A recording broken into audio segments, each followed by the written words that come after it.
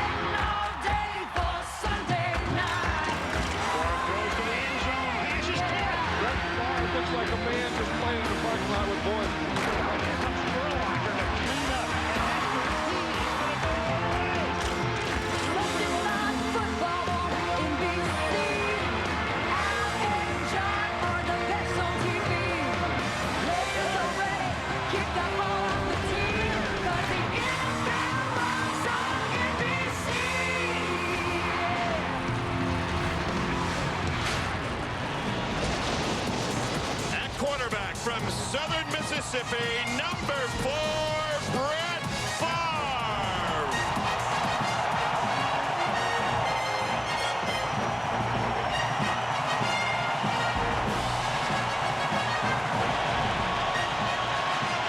Here's the snake. Brett looking, drills the middle. He's got Jennings. Brett Favre has become a National Football League all-time leading touchdown passer.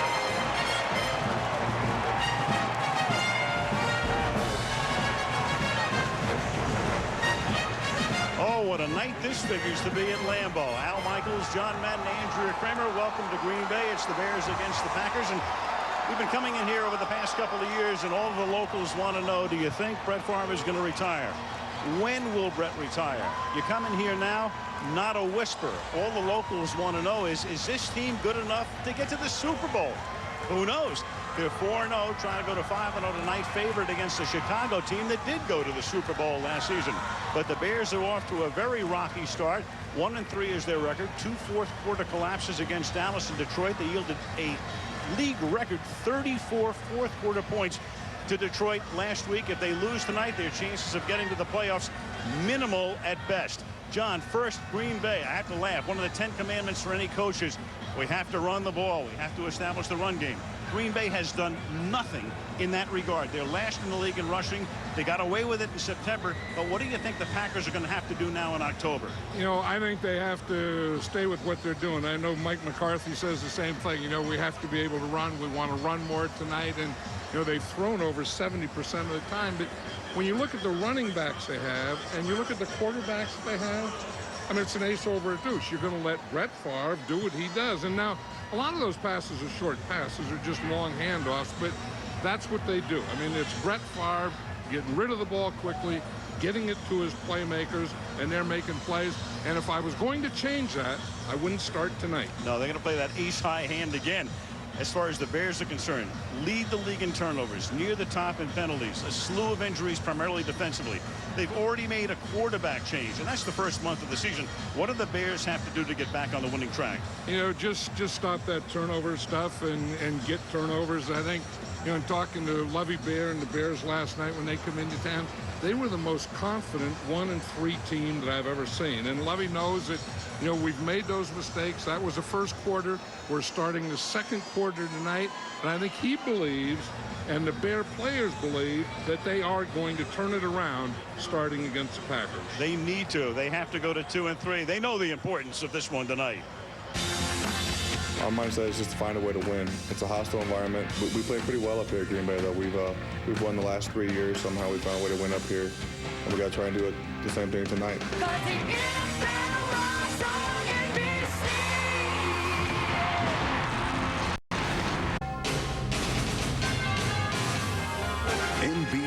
Sports welcomes you to the following presentation of the National Football League.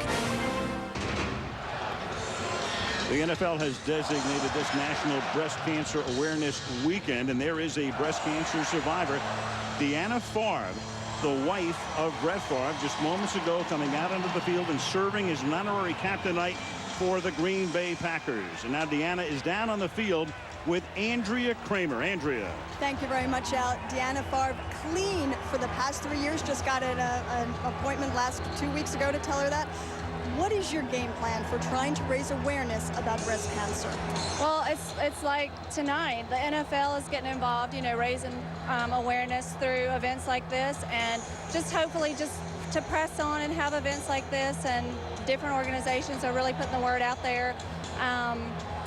You could marry a football player and everybody could know about your breast cancer.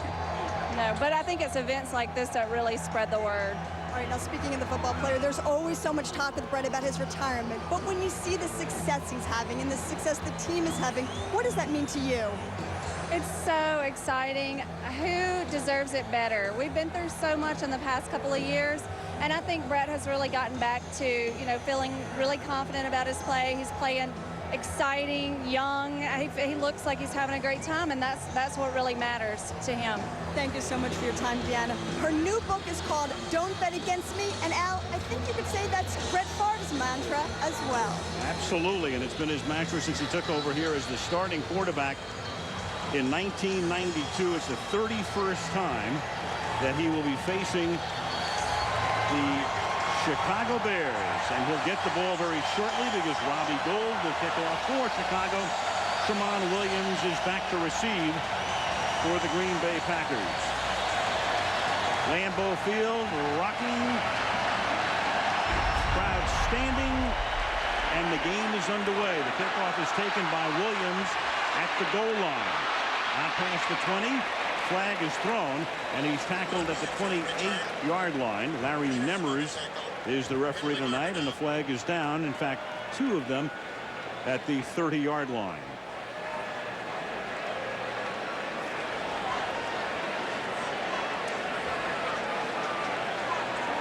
During the return, holding, number 37. 10-yard penalty from the spot of the foul. First down, Green Bay. Aaron Rouse. So Brett Favre comes out for the 242nd consecutive time he starts. That's regular season starts.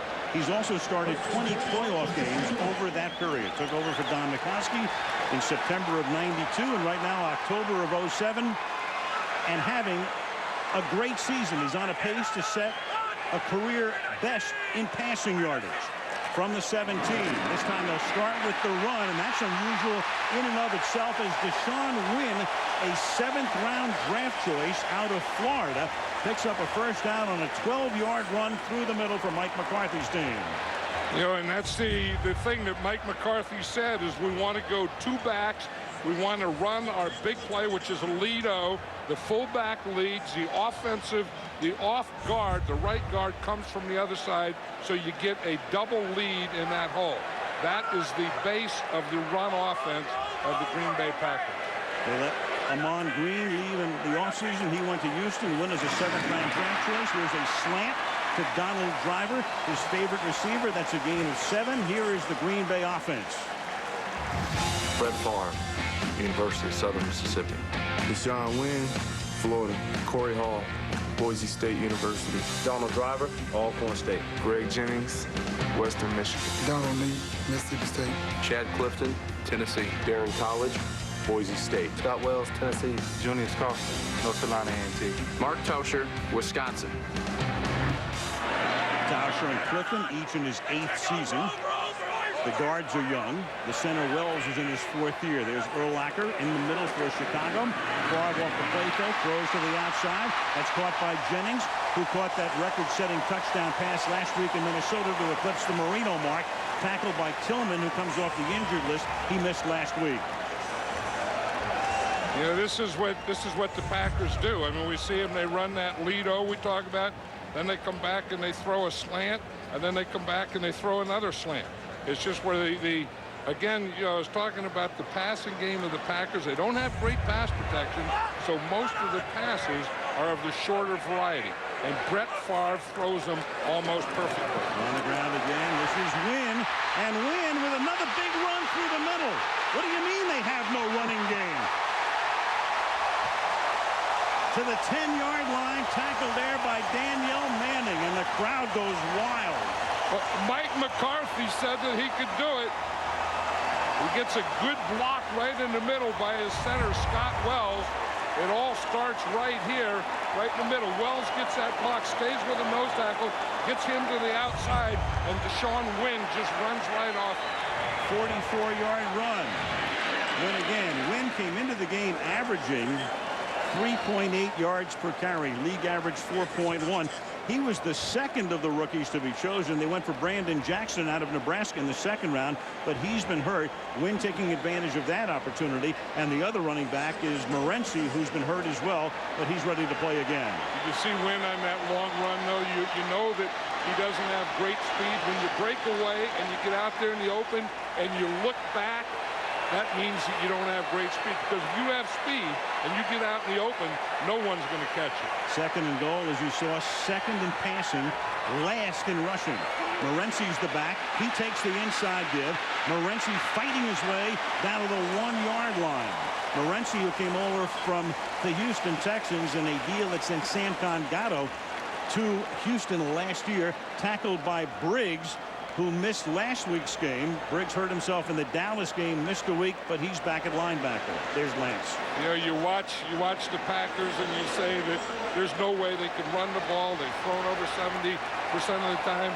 And then they come out and Mike McCarthy says, we are going to run the ball. And you think, Bear defense, you're not going to? But doggone, they're proving they can. Out of the power I, there goes Wynn in for the touchdown.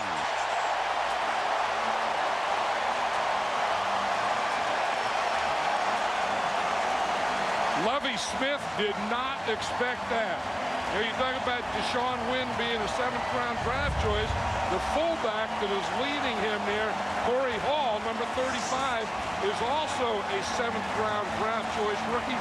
And he's a rookie that didn't even play fullback in college. He was a linebacker at Boise State. And he's had a couple of good lead blocks. And they filled out that power I with Corey Williams, the defensive tackle. So they had a converted linebacker and a defensive tackle leading the way. And the extra point by the rookie Mason Crosby is good. And the Packers saying, hey, America, you know, we're 4-0, and we deserve to be 4-0. 4 minutes into the game, they ain't kidding. Company playing by Coors Light Cold Activated Bottle. When the mountains turn blue, your beer is cold. By Sprint, the official telecommunications service sponsor of the NFL. This is the NFL at Sprint Speed. And by Toyota, watch Toyota's line of scrimmage Sunday nights on NBC. Nothing's freezing over yet, folks. It is 83, or it was at 6 o'clock. It's dropped, they tell us, down to 79. Meanwhile, what's hot is the Packer running game. 54.3 is their season average coming into the game. They had 64 yards on the first drive alone. Mason Crosby to kick off. It's a short kickoff. It is fielded up at the 29-yard line.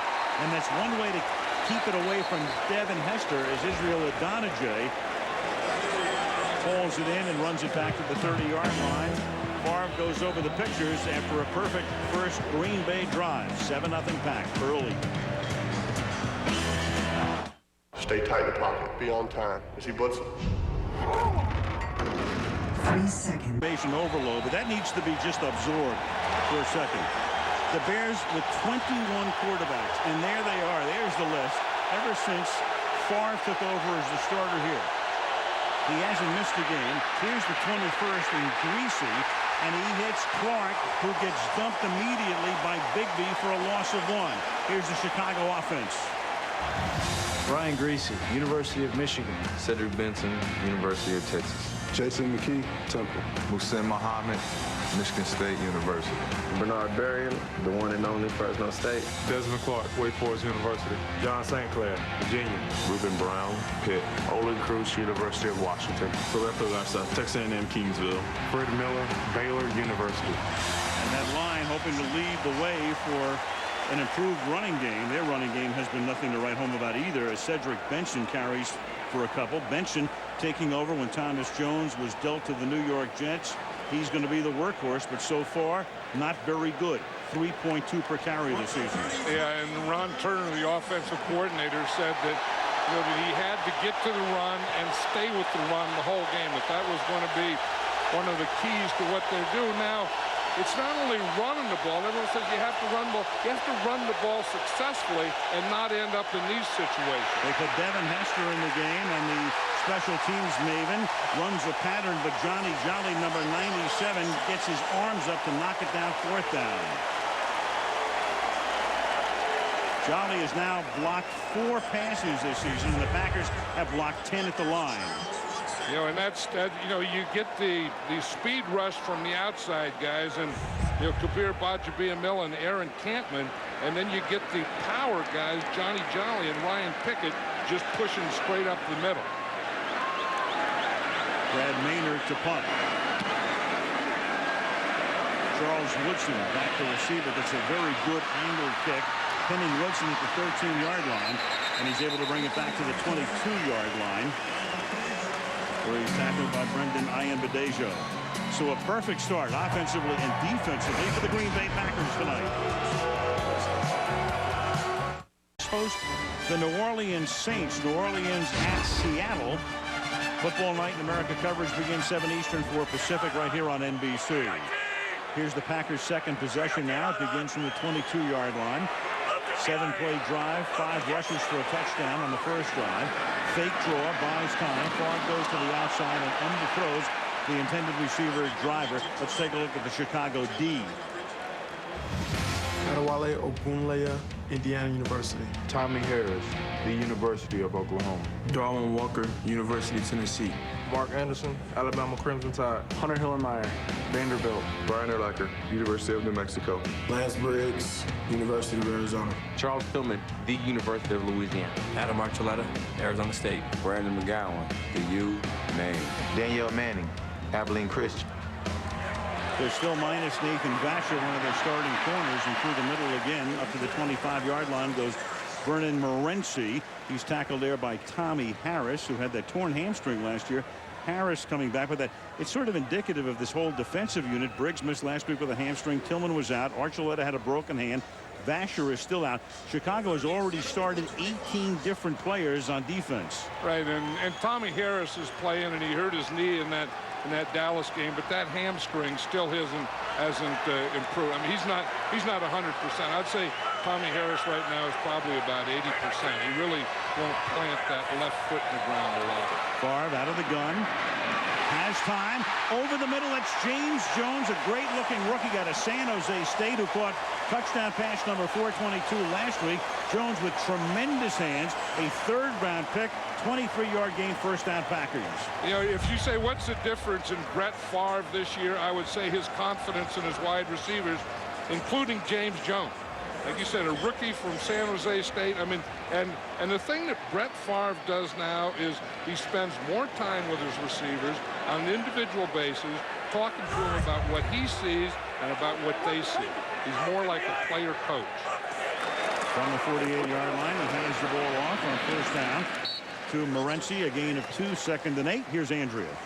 Well, so much for Deshaun Wynn's great start, 4 yards for 59 yards on that first drive and the touchdown. They've taken him into the locker room with cramping in his left lower leg. He's getting an IV. They were stretching him on the sidelines. They expect him to be back. Well, they're already minus Brandon Jackson. We talked about the fact Wynn was a 7th-round pick. Jackson, 2nd-round pick. So Morency is their back right now, normally playing mainly on 3rd down.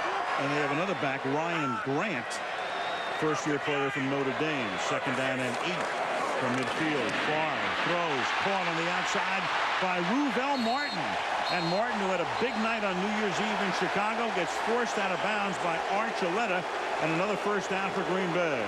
You see what Martin did on that one? He caught the slant, which is an inside pattern, but instead of coming across this way, he goes back out. You see the cushion right there? He cuts the slant. Now, instead of continuing this way in the slant, he cuts back and goes to the outside and picks up another 10 yards. You saw Archuleta one-arm him there because he's got that right arm, the broken hand. in a cast. And you also saw Danielle Manning, who's moved from safety to corner. And Favre gets sacked. They do get in. They get penetration that time, and it's Tommy Harris who will get credit for the Chicago sack. Yeah, and that's when the Bear defense is really rushing the passer well. They're getting pressure up the middle from Tommy Harris because everyone is going to get it from the outside. But when you can get an inside pass rusher like Tommy Harris was, he just got Darren College. He just got on his outside shoulder. That's that 3 technique that they talk about. And he just powered right through College's outside shoulder. 2nd and 14. They have Morency and Grant both in the backfield. They send Lee in motion. Favre will throw, finds the seam, and finds Donald Driver, as he's been doing for 9 seasons. And Driver takes it to the 26-yard line, about 4 yards shy of a first down. Bear defense against Favre. And as you can see, the Bear defense has picked him off 9 times, just 1 touchdown pass. They shut him out here last year on opening day. Then Chicago on New Year's Eve, they had nothing to play for. We did that game on a Sunday night last year. Green Bay came in and won their 4th consecutive victory to end the season. And they have added 4 more at the beginning of this year. So an overlap 8-game winning streak for the Green Bay Packers. It's 3rd and 4. You see that formation there? Brett Favre said every time they get in that formation with Bubba Franks, who just caught that ball, it's going to be a pass. Lee over the middle, one of the 2 tight ends. And so Favre on 3rd down and 4 is able to convert. They move the chains. And this drive has already consumed 8 plays. He said that that's one of their passing formations. They have the running back, and they put the tight end right here in the backfield. He said anytime you see our tight end and our running back together, you know that it's going to be a pass. That time it was Donald Lee, not Bubba Franks, in the backfield. Green Bay 142 yards. Chicago 2. 1st and 10 at the 19-yard line. 3 wide receivers. They've used a lot of that this year. And again a slant, and this time it is ruled a catch and a fumble. Jones losing the ball, and then Manning Jr. picks it up and goes out of bounds. The question is, will it stand? And of course, we put the kibosh on Jones by talking about the great hands he has, and then he coughs the ball up. Let's see. We'll take a look at the replay and see if there'll be a challenge here. There's no one throws this pattern better than Brett Favre. I mean, that slant, he puts it right on Jones. I mean, Jones catches the ball, starts to run with it, and he's just stripped. Right there. I mean, the Bears defense does this as well as anyone in football over the years. Go for the strip tackle. And that was Charles Tillman, again hurt last week, comes back here. Is challenging the ruling on the field of the interception. They feel the pass was incomplete. We'll review the play. So what they're going to say is that he never had possession of it. We'll take a look. Coach's challenge here. And Darwin Walker is first. FedEx saved us with their overnight service, so we've added FedEx Ground for everyday shipping. Ground? That doesn't sound fast. Actually, Joel, FedEx Ground is faster than you think. You can't judge things by their name. Don't you agree, Harry? Absolutely. Eileen? Of course. Joy? Bob? You see, Joel, we all agree that FedEx Ground is fast, despite the name Ground. Well said, Mr. Turkeyneck. FedEx Ground. Fast, reliable, and for less than you think. Hey, yeah, Coach. Part of the Coors Light Frost brewing process occurs at 34 degrees.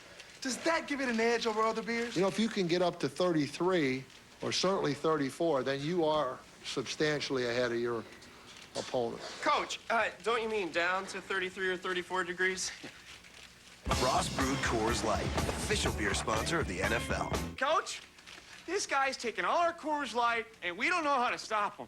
If you don't have a guy on him, he'll hurt you bad. I mean, real bad. I'm on him. With Verizon Wireless, Brett Hardy can send text, pics, and video messages unlimitedly. And during prom season, that's exactly what he did. Sending proposals, photos, and proof of dance skills to everyone in the Tri-County area. Now Brett has options. Because Brett has the Verizon network and the new Verizon Wireless Premium plan with unlimited messaging, navigating, access to videos, and more all included. Sign up today and buy the sleeker Razr 2. Verizon Wireless. It's the network. Tomorrow on Shock, the secrets keep coming. The danger keeps growing. And Shock keeps dancing. Did you guys tango? Oh, yeah, we tangoed. Shock tomorrow at 8, 7 Central on NBC. McCarthy challenging the call. I don't think they're going to overrule this call. Take a look at this.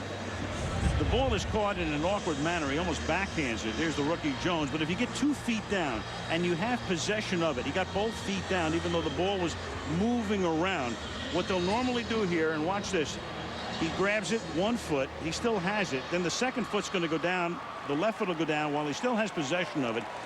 And therefore, I believe that they will not overturn the call. It'll be as ruled on the field. It'll be a fumble in Chicago's ball. Yeah, that's a catch and a fumble. I mean, you know, if they make up something else, then they're stretching it too much. After reviewing the play, the ruling on the field stands as a completed catch and interception. Green Bay will be charged with their first team timeout. And that is the key. He had the ball, even though it's moving around. He got both feet down while he had control of the football, even though the ball is moving. So Jones gets stripped. Tillman creates it. And that's the end of that Green Bay drive, which had gone 70 yards. Now Chicago with Greasy starts at its own 16. Their first drive was a 3-and-out.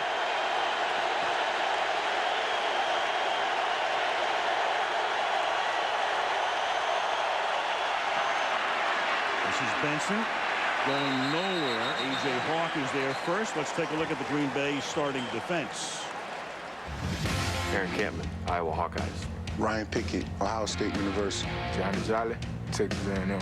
Colin Jenkins, Central Michigan. Brady Papinga, Brigham Young. Nick Barnett, Oregon State. A.J. Hawk, The Ohio State University. Charles Woodson, University of Michigan. Atari Bigby, Amsterdam Admirals. Nick Collins, Bethune-Cookman. Al Harris, A&M Kingsville. 11 years ago, Woodson and Greasy teammates at the University of Michigan. And again, that Chicago running game. Benson was the 4th guy picked in the 05 draft. And he shared time with Thomas Jones over the past 2 seasons. And then finally, because of chemistry issues and Jones wanted a bigger contract, they got rid of Jones. Now Benson has to be the guy, and he has to prove he can be the guy. Yeah, but the thing is last year they had Benson and Jones. And when they lose Jones, all they have is Benson. So Benson can't replace Jones. Someone else has to replace him. And Benson this year does not look comfortable. I mean, he doesn't look like he really feels strongly about anything he's doing, whether it's the running game or the passing game. 3rd and 6. Greasy under pressure. Gets the pass off to Benson, and Benson will be a yard shy of the first down. Coming into the game tonight, how bad has Chicago's offense been? They are averaging 3.82 yards per play. Per play. That's not per rush. The league average for a rush is 4.1 per play. It's in the 6s. Right, you know, and they say you have to run the ball. You have to run the ball effectively, and you have to get first downs. I mean, if you run the ball and then you leave it short, then you throw a check down and you complete it, and you still have to punt, you can go back maybe to that 3rd down play, but you can also go back to not picking up enough in the running game. Maynard kicking to Woodson. Woodson with the 20. Woodson swinging to the outside. And finally, he gets corralled by the 3rd Bear to string him out. Brendan Iambadejo, their special teams maven. Green Bay has the ball again. 7-0 back.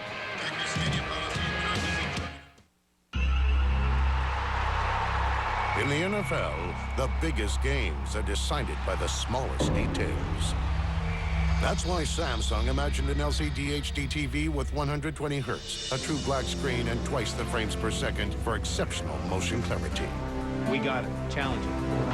So you won't have to wait for further review to start the celebration. The decision is clear. Samsung, the official HD TV of the NFL. We need space. We'd like something with a little atmosphere. At RE/MAX.com, you can see all the listings in thousands of cities and towns. Visit RE/MAX.com today. The forces that made them fantastic will give rise. Your encounter with a surfer could cause you to switch powers. Come on! To a new kind of adventure. Fantastic Four, Rise of the Silver Surfer. Own it today. Oh, that is cool. Guess who's back You really are extraordinary. Siler, the villain America loves to hate, returns to Heroes. Where am I? But there's something very different. Show me what's really going on here. With a new season. You are a hero, like me. And new stories. There are people in this world who aren't out to get us. There's never been a better time to watch. Are you sure you're going to be able to cure me? All new Heroes, tomorrow on NBC. Virginia McCaskey, owner of the Bears, her father George Hallis, and this rivalry started in 1921. There are the numbers from 21 through 59, dominated by Chicago, but then Lombardi comes to town, and the 60s were pretty good for Green Bay. Then Chicago, over the next 20 years, did pretty well, but 1990, and of course Favre came in 92, and Green Bay has won about 2 of every 3 since 1990. Morency is the running back. They begin this drive to the Packers at their own 24-yard line. Darwin Walker is out of the game. Anthony Adams takes his spot. And this is Morency swinging to the outside, and Morency gets tackled at the 26 by Harris. So with Walker hurt, we'll get a word on him in a minute, but Dusty Dvorak, another tackle, John, went out on opening day. He was a starter. And we haven't even talked about Tank Johnson, who couldn't stay out of trouble with the law. They had to get rid of him, and he's waiting to be activated by Dallas down the line. Yeah, but they'll get well quickly when Tommy Harris gets 100%. I mean, he can be one of the most dominant inside players in the National Football League. He's going to check to a pass. What he's this is cover 2. Ryan Grant's the running back. A slant. Boy, they just worked that slant so beautifully. And this is Donald Driver. Slants and crosses and slants and crosses. And that's been what Green Bay's passing attack has basically been through the first 4 games plus a quarter. 26 yards. You know, and that's the thing. The ball doesn't stay in the air very long, and it doesn't stay in Brett Favre's hands very long. You see, boom, right there, he puts it right on Donald Driver. And if you watch the other end of that, and when Brett Favre goes back, it's 1, 2, 3, and that ball is out of there. But the key to the success of this offense is they have to run for yards after they catch the ball. And they do it. They do it very well. Another slant, another catch. And this is Jones, and Jones again with Tillman there, putting it on the ground, and Chicago's recovered. So Jones, and Favre was just talking about Jones and the great hands he has and the speed, and he's fumbled the ball twice tonight. And that, again, with Tillman, it's the second time he's punched it out. This time Archuleta, broken hand, and cashed them all with the recovery. Chicago needs every break it can get.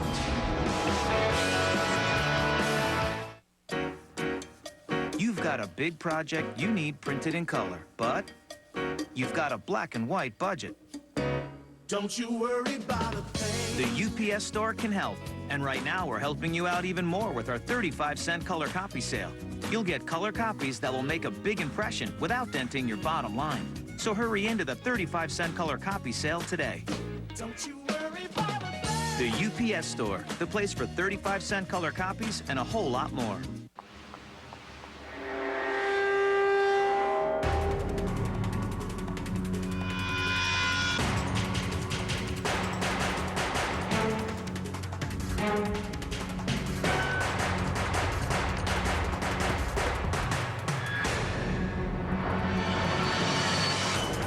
Having trouble getting to work after a car accident? One call to Farmers Help Point could fix that. Farmers Help Point. Sanity makes a comeback.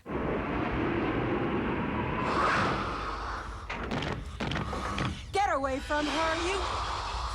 This thing just won't move.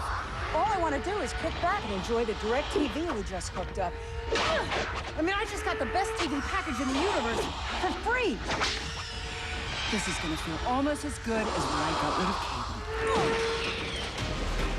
Ask how to get our best TV package free for 4 months.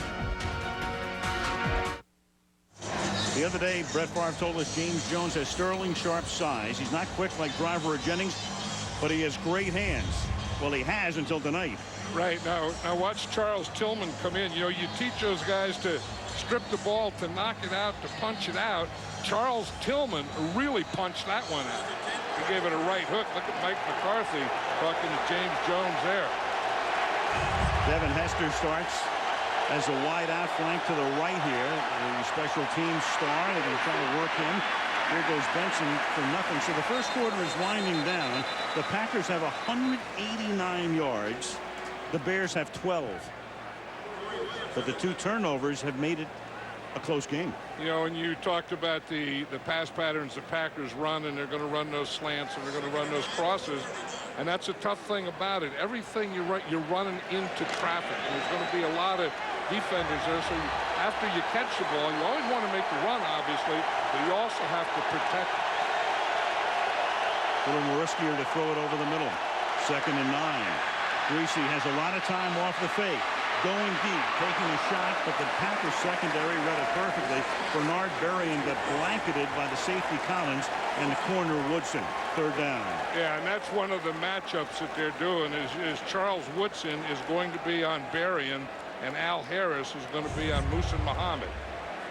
Here's Woodson right there now. See, he's going to have help deep, so he can undercut that thing a little. He can play underneath, you know, and he can undercut an in, or he could run with a deep pattern, which he did on that one. Green dot, of course, designates it came into play this year. Only one speaker on the field at a time, the quarterback's helmet, so that's what the green dot is for. Adrian Peterson is in the game on 3rd down, out of the gun, 3rd and 9. Bears still seeking their first down. Greasy under pressure, throws, and this time, can they get the first down? Rasheed Davis avoided the first tackle and appears to have been just a little bit short. They're going to spot the ball just inside the marker at about the 48-yard line. If he doesn't get that, that was a great tackle by Charles Woodson. You know, one of the things that they were worried about is Kabir Bajabiamili here on John St. Clair, and you can see why they're worried, and they wanted to give him some help. They said they'd put a tight end over there. They would help. They would chip and do those types of things. They didn't on that play, and Kabir almost got there. But that tackle by Woodson to save a first down was a great tackle. Saved a first down because Jared Bush missed the tackle, and so now it is 4th down at the 48-yard line with under a half-minute to play in the opening quarter. And Jarrett Bush, you say, why is he in there? He's the nickel corner. And when you have 2 corners like the Packers do, and Al Harris and Charles Woodson, and then you can get Jarrett Bush in there on nickel, he's usually the guy you go after. They're going to bring the chains in here per request. But the result's going to be the same. As you can see, it's almost a full yard. Well, Chicago wants to know exactly how much. Almost a full yard.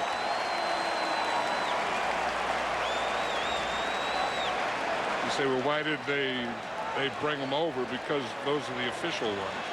Those are the official ones, and they might want to give their defense a little extra rest as well. They've been out on the field almost the entire quarter.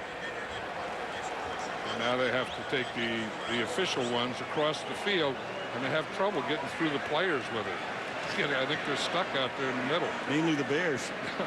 Now they're measuring it in the middle. Well, the Bear defense just got a free, 2 minutes. If they keep measuring at another spot, if they go over to the outside numbers and measure, they can get 10 minutes.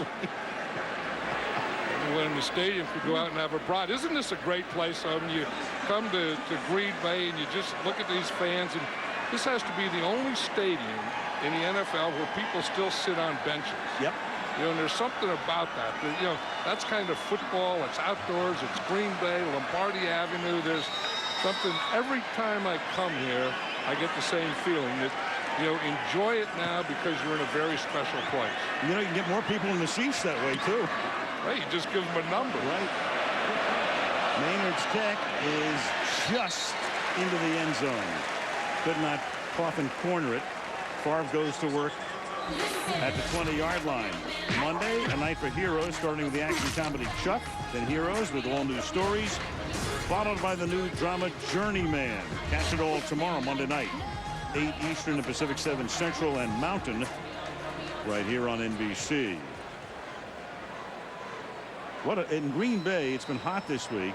I mean, heat's a factor in tonight's game. It was 86 today. 83 about an hour before the game. I think they said it was 79. at game time. That is the temperature. There it is.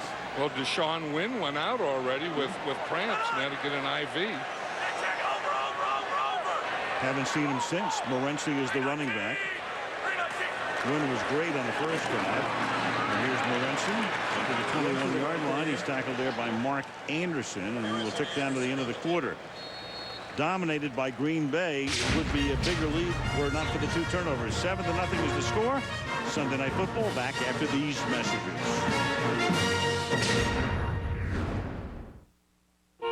Hurry up, kids!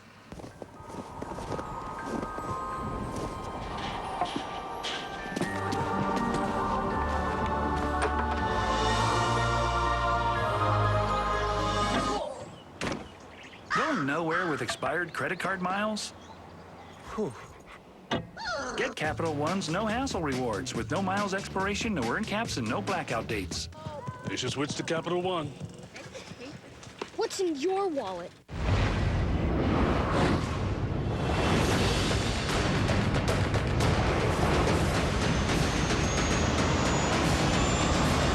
Transformers. Be the first to own it on DVD and HD DVD Tuesday, October 16. Some people in the world, man, don't like the tattoo deal. All my tattoos that I have mean something to me. The one that I have on my arm is a rose bush of the women of my life. The top rose is my grandmother, then my mom, then my older sister, then my younger sister, then my little nieces. I'm trying to get another rose on my arm for my other grandmother. And, I ain't want to upset her. They mean a whole lot to me. Tomorrow, what if you could go back and change the past? The earthquake. Would you save a friend or an entire city? All new Journeyman, tomorrow after Heroes on NBC. Our first priority is to win at home. And from the first snap, we have to set the tone. We have to throw the first punch. For the last couple of years, those guys have been coming in here throwing the first punch at us. So we got to make sure that we throw the first punch back this time. Threw the first punch tonight. Lovie Smith is 3-0 as the Chicago coach in Green Bay, now in his 4th season as we start the second quarter. Al Michaels, John Madden, Andrea Kramer. Green Bay moved down the field on its opening drive. They've been doing nothing but moving down the field, but 2 turnovers have kept the score at 7-0. 191 yards for Green Bay and 20 for Chicago. 2nd down and 8 as we start the second quarter. And this is Morency over the right side for a gain of 1. 3rd down 7. Here's Andrew.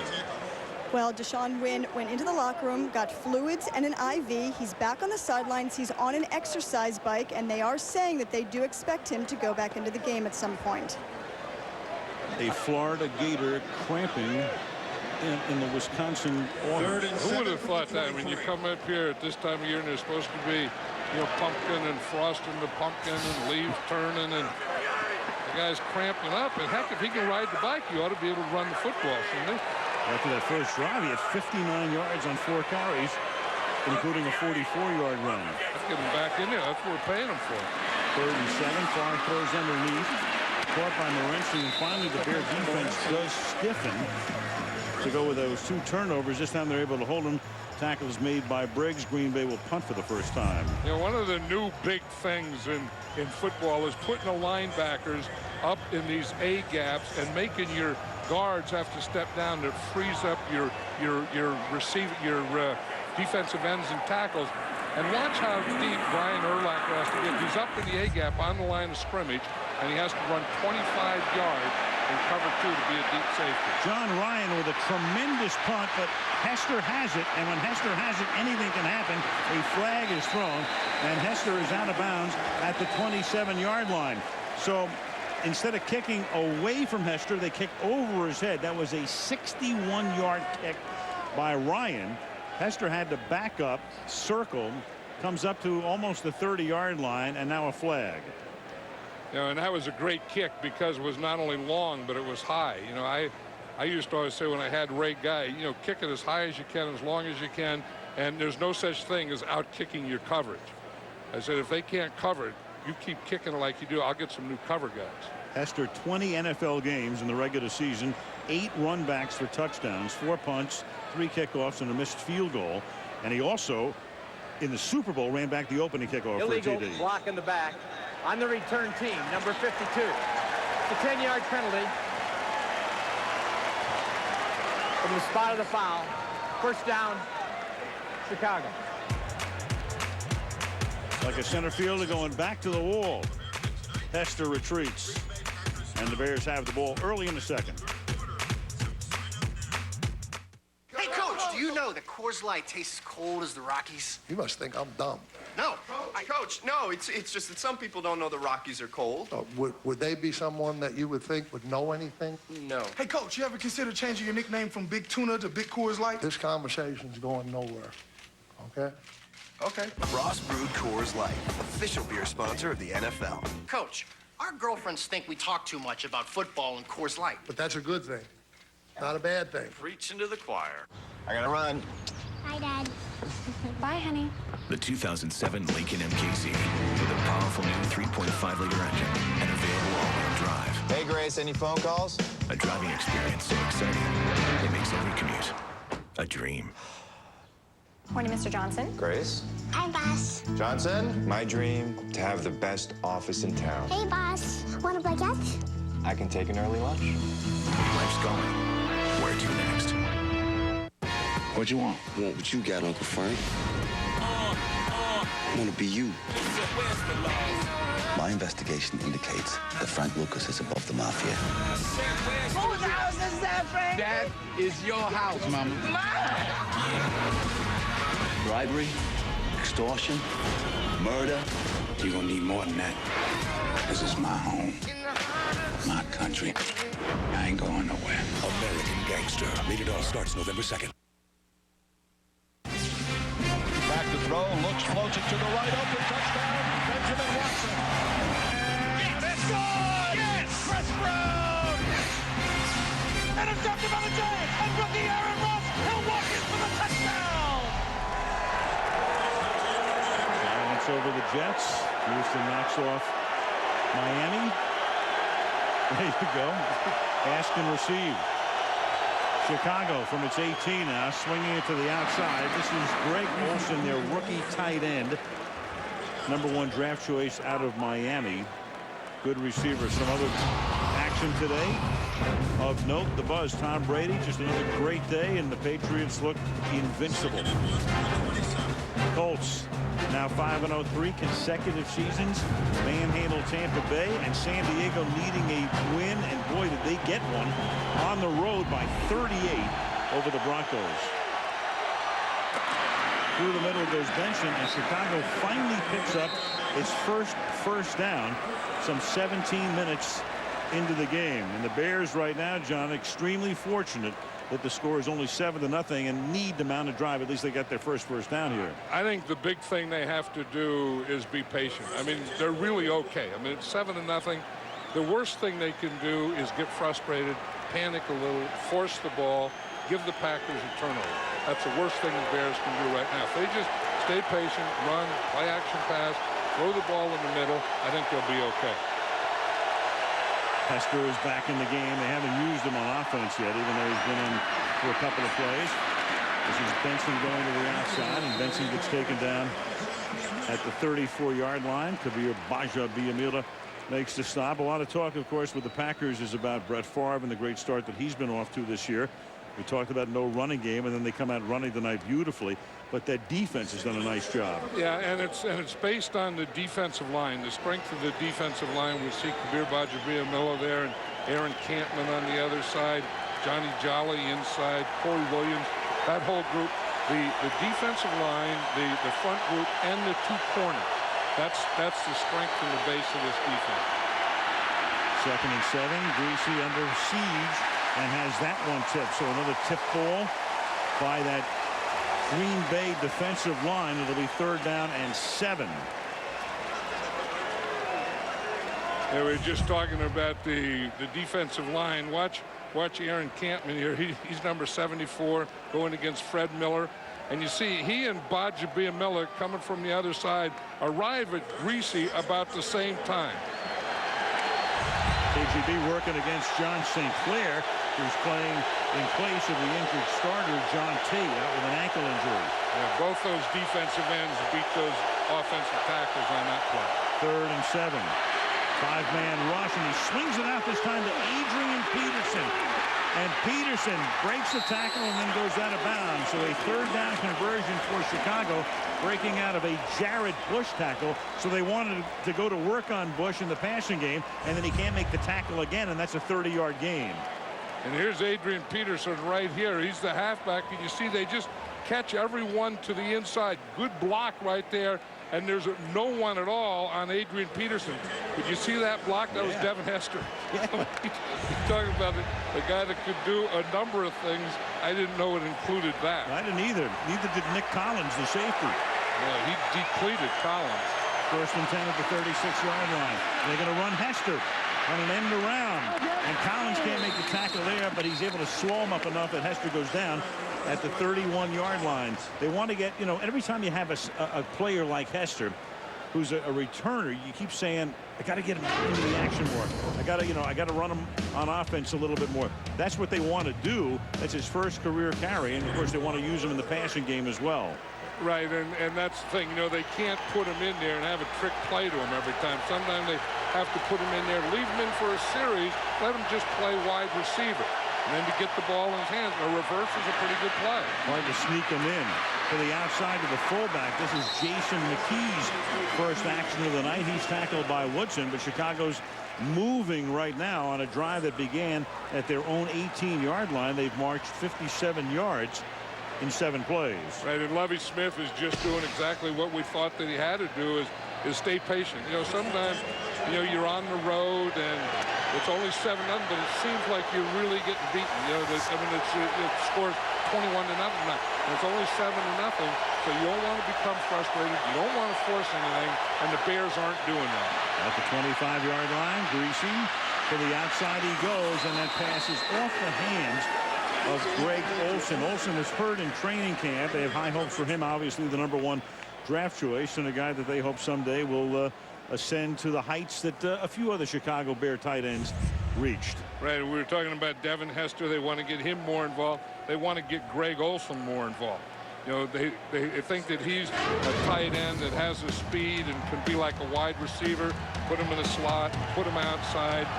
He's had a knee brace on, and tonight is the first time this year that he's playing without the knee brace. Inactive the first 2 games of the year. So his first action of the season against Dallas. They run Benson now through the middle, and he'll pick up 4. He gets to the 21-yard line. So another 3rd down coming up for the Chicago Bears. It'll be 3rd down and 5. Now, and Ron Turner, the offensive coordinator, can start to call plays like he wants to. Sometimes you say, well, why didn't you run more? Why didn't you throw more? Why didn't you get the ball to Hester? Well, if you don't get first downs, you don't have those opportunities. Now, conversely, when you start getting first downs, then you're going to get more plays and more play calls and more opportunities for everyone. They have Mark Bradley and Hester in the game here. Called a 3rd and 6 at the 21-yard line. And this is Peterson. So they spread it out, and then they run the 3rd down back over left guard for a gain of 2. It'll be 4th down at the 19-yard line, and they'll have to settle for a Robbie Gould field goal attempt of about 38 yards. At least they got something going. They got some first downs going. They got a little running game going. They completed a couple. I mean, they moved the ball down the field from bad field position, changed it to now where they have a field goal try. They're spotted at the 26. It'll be a 36-yard attempt. Brad Maynard to hold it. Pat Manley, who's been a great snapper for years, puts it in play. And Gould boots it through. And the Bears right now can send a big thank you note to Charles Tillman for those 2 strips. There's a penalty marker down at the 16-yard line. If this is against Green Bay, they'd have a first down here, because right now it's 4th down and 3. So Chicago could be presented with the opportunity to take points off the board, something Lovie Smith actually did last week against Detroit at the end of the game. Yeah, that was a time where he needed 10 points at the end of the game, and he took the 3 off to go for the 7, and he got the 7, and he didn't get another opportunity. That may happen again here. Illegal formation on the defense. Yeah. Number 99 lined up, head up over the center. That's a 5-yard penalty. That 5 yards results in a first down. So that's Corey Williams, and it was the same kind of play last week in which they took a goal field goal off the board at the end of the game. And Robbie is saying, well, what do I have to do, Lovey, to, to kick field goals here? You keep taking points off the board. There he is right there. Remember, they put a rule in a couple years ago that you can't line up over the center. I'm not sure that he was exactly over the center. He looked like he was in that gap, but they didn't want the guys lining up. Remember the old deal in high school and on the playground where you tan the center? Yeah. Meanwhile, here's Benson to the 8-yard line. So the question is, can they take advantage of what is kind of like, an iffy call? I agree with you, John. It's one of those things where it's so close you can call it either way. Right. I think the Bears got a gift there, because I know what the intent of the rule is, that they don't want that guy lining up square on the center and just teeing off on it. I mean, he didn't line up square in the center. He's pointed in the other way, nor did he tee off on the center. 2nd and 7 from the 10. Benson goes to the outside. Benson will go to the end zone. Touchdown. Behind a Jason McKee block. And as we started to say before, a big thank you note goes out to Tillman from every Chicago fan right now, because otherwise this game could have been 21-0. Instead 7-0, and now 7-7 coming up. And here it is. It's just that lead draw play. The fullback leads.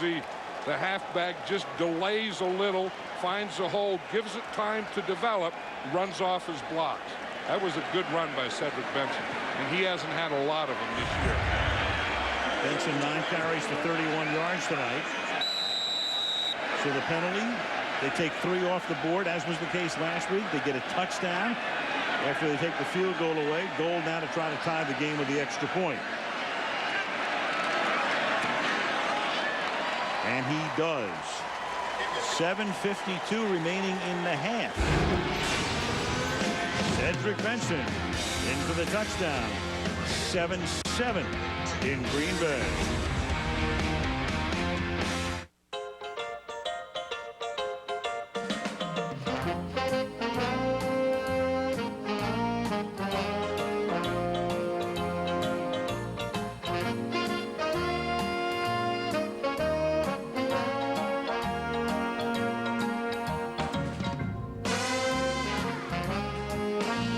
No matter how different you are, you still got to appreciate a foot-long Subway club. Piled high with flavor and still low fat. Subway, eat fresh. And now another priceless pep talk from Peyton Manning. What's up, friend? Heard you got a bad haircut. Don't worry, it'll grow back. And I've got a simple, stylish solution for you. Clean part, high and tight, no sideburns, no mistakes. I've been working this dude since I was like 5. Trust me. And this has been another priceless pep talk from Peyton Manning. Go to Priceless.com for a personalized pep talk you can send to a friend.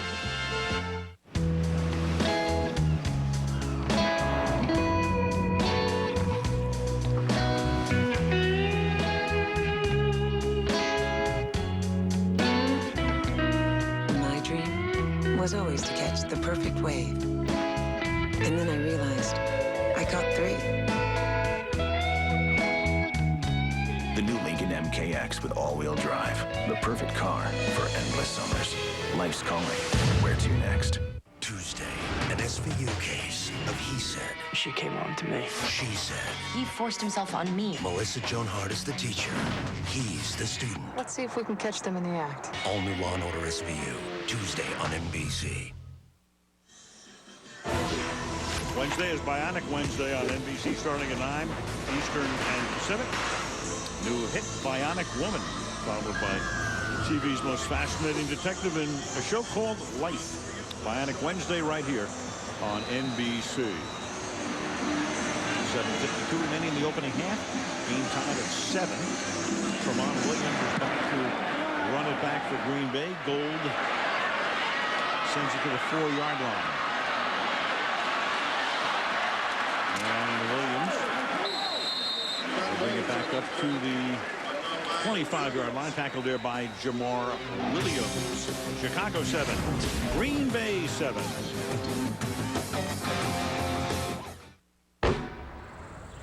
McCarthy had Larry Nembers, the referee, come over. He was showing him a picture of what was happening on that penalty. The deal is this. When you line up over the center, your helmet has to be outside the outer edge of the center's shoulder pads. We'll show you that in a second. From the 26-yard line. The Green Bay Packers start this drive with a game tie, 7:45 to go in the half.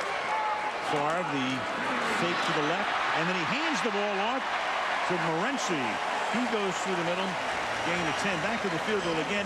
The rule says specifically your helmet has to be outside the outside of his shoulder pads. But I agree with you, John. It's about intent too here. Right, and his helmet right there. See, he puts his helmet outside the shoulder, and it did end up outside the shoulder pads, I think. But the intent, I mean, he didn't can the center, as they would say. And now you got Darwin Walker, who was off before, and he's going to limp off again. So earlier he got hit on that 5-pad.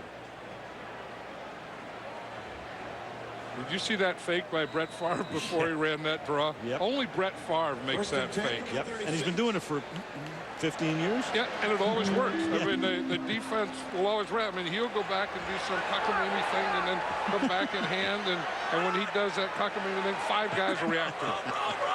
1st and 10. He's gotten away with a lot of cockamamie stuff through the years. And some very conventional stuff as well. Morency, and all of a sudden, the Green Bay Packers with a major running game tonight across the 50 to the 49-yard line. Tackled there by Brandon McGowan. That is a gain of 15, and the Packers tonight already with 99 rushing yards. You know what you have to say, where is Brian Urlacher? I mean, the middle linebacker has to make these plays. You see the right guard, Junius Costin, gets up on him, and once he gets up on him, then Morency can get through that hole. But the Packer line is doing a good job of blocking these Bear front four and linebackers. Slant, and it's behind the intended receiver. This time it's Greg Jennings, who caught the record-breaking touchdown pass last week. You know, you're talking about Favre. He'll be 38 on Wednesday. How proficient has he been over the last 3 games? More yardage in a 3-game span than at any point in his career. 999 yards. Okay, here we go. And you say, why is that? I think that, you know, he probably right now feels better about this group of receivers than he has for 4 or 5 years about his receivers. 2nd down and 8. They'll call a timeout. With 5:46 to play. First half. Green Bay. Green Bay and Chicago. Been meeting since 1921. 7-up.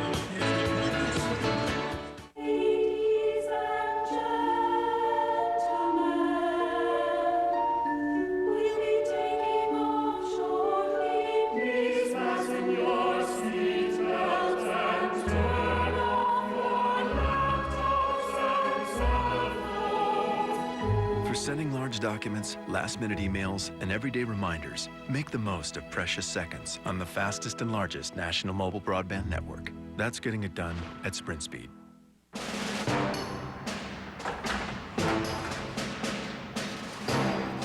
Anything you buy at the Home Depot could turn into 4 seats to the Super Bowl and the Pro Bowl and the NFL Draft. Buy select products and you double your entries. So enter today and see what happens. Only at the Home Depot. Presenting the 263 horsepower Lincoln MKZ. Rated highest in initial quality according to J.D. Power and Associates. Now joined by the fastest selling luxury crossover, the Lincoln MKX, with its award-winning safety and panoramic vista roof. Reach higher and you're destined to reach the top. Now, drive the innovative Lincoln MKX for $359 a month. He is television's most interesting new detective. And his methods That's not the man who shot your wife. I'm not sure. Are unique. Do we have to drill a hole in your head? What kind of person says something like that? All New Life, Wednesday on NBC. This was last New Year's Eve, and in the stadium they were playing Auld Lang Syne for New Year's Eve, and it also seemed to be, to everybody concerned, Brett Favre's final appearance. There he was, end of the game, big night for them.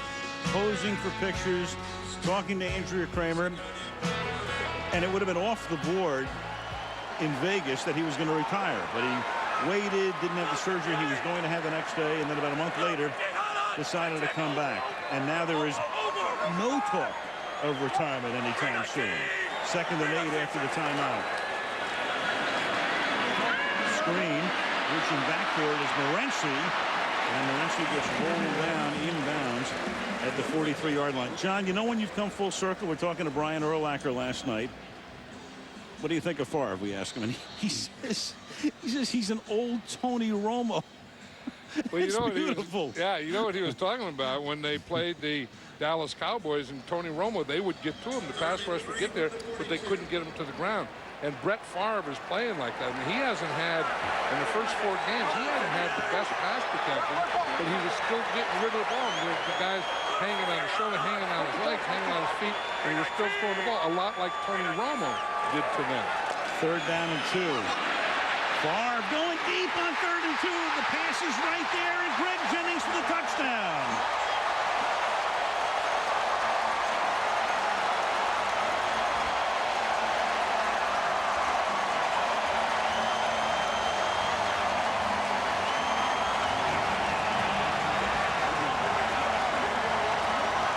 Maybe he's a young Johnny Unitas, along with an old Tony Romo. You know, he's whatever he wants to be. I mean, they can say, you know, if he's old, he ought to think of retiring. You know, he's playing this game. He is, he's not. I mean, he's still Brett Favre, and he still has everything that he's ever had in the arm. I mean, he may not be able to run like he used to, but, you know, he can read, he can see, he can find the open guy, and the biggest thing, he can get the ball to him. Mason Crosby for the extra point. Jennings beats Danielle Manning, who played safety last year. He was a corner in college. They had him back to corner tonight in the absence of Vasher, and he gets beaten for the touchdown. 14-7 Pack. And he beats him right here at the line. You see, he beats him on his first 3 steps. He has him now. Now he looks back. Now he looks at the ball, and Brett Favre makes a perfect pass. But, you know, sometimes you beat a guy down the field. Sometimes you beat him in the middle of the route. On that one, Greg Jennings beat Danielle Manning in his first 3 steps off the line of scrimmage. And that really helps Brett Favre because he looks out there and he sees it. By the time he gets out there, he sees that his guy Jennings already has a couple steps on Manning. Deanna Favre saw that one.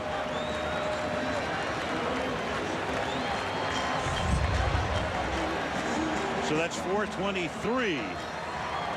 There it is, duly noted, and a bunch more to come, I would suggest.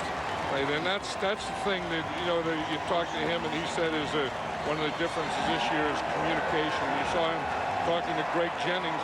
In fact, we had a shot of him talking to Greg Jennings before that series and then on the sideline after, and he spends the whole week, you know, in the meeting rooms, on the practice field, doing those kinds of things. Jennings is a guy who's been injured to the point they can't practice full time, but Brett was telling us that he's the most disciplined route runner, likened him to Antonio Freeman. Here's a little squib kick again with Hester downfield. They'll take their chances with a little bouncing ball that's fielded by John Gilmore. He takes it to the 36, and we go to Andrea. Well, yeah, that relationship between Favre and Greg Jennings has come a long way from the first time the receiver stepped on the practice field last year. And he told me he just stared at Brett Favre. He said what went through his mind was, I'm really out here, and that's Brett Favre. And by the way, one reflection of their 14-year age gap is the difference in their musical tastes. But, you know, Jennings said a big step in the growth of their relationship was last year. Favre invited him to his golf tournament, and Jennings said listening to Favre spin his stories was the best. Here's Greasy throwing to the outside, and that's caught by Mohammed, and he'll pick up the first down before he's tackled, and a flag is thrown. As going around the helmet of the tackle was Al Harris. Face mask, 5 yards. Number 31, defense. We'll add 5 yards to the end of the run. First down, Chicago. You know, this is the other half of that matchup. We showed Woodson and Varian, and this is this side. It's Al Harris against Muhsin Muhammad. Al Harris usually plays physical and gets the hit on the line of scrimmage. He didn't get the hit on the line of scrimmage. He got it laid up there. You can get it in that first 5 yards. I didn't see the penalty. Here is Benson. And Benson, who's been taking a little bit of heat in Chicago because he's yet to emerge, showing a little something tonight with a touchdown run, a little burst right here. He takes the ball for a gain of 11. That'll move the chains. First down at the 33-yard line.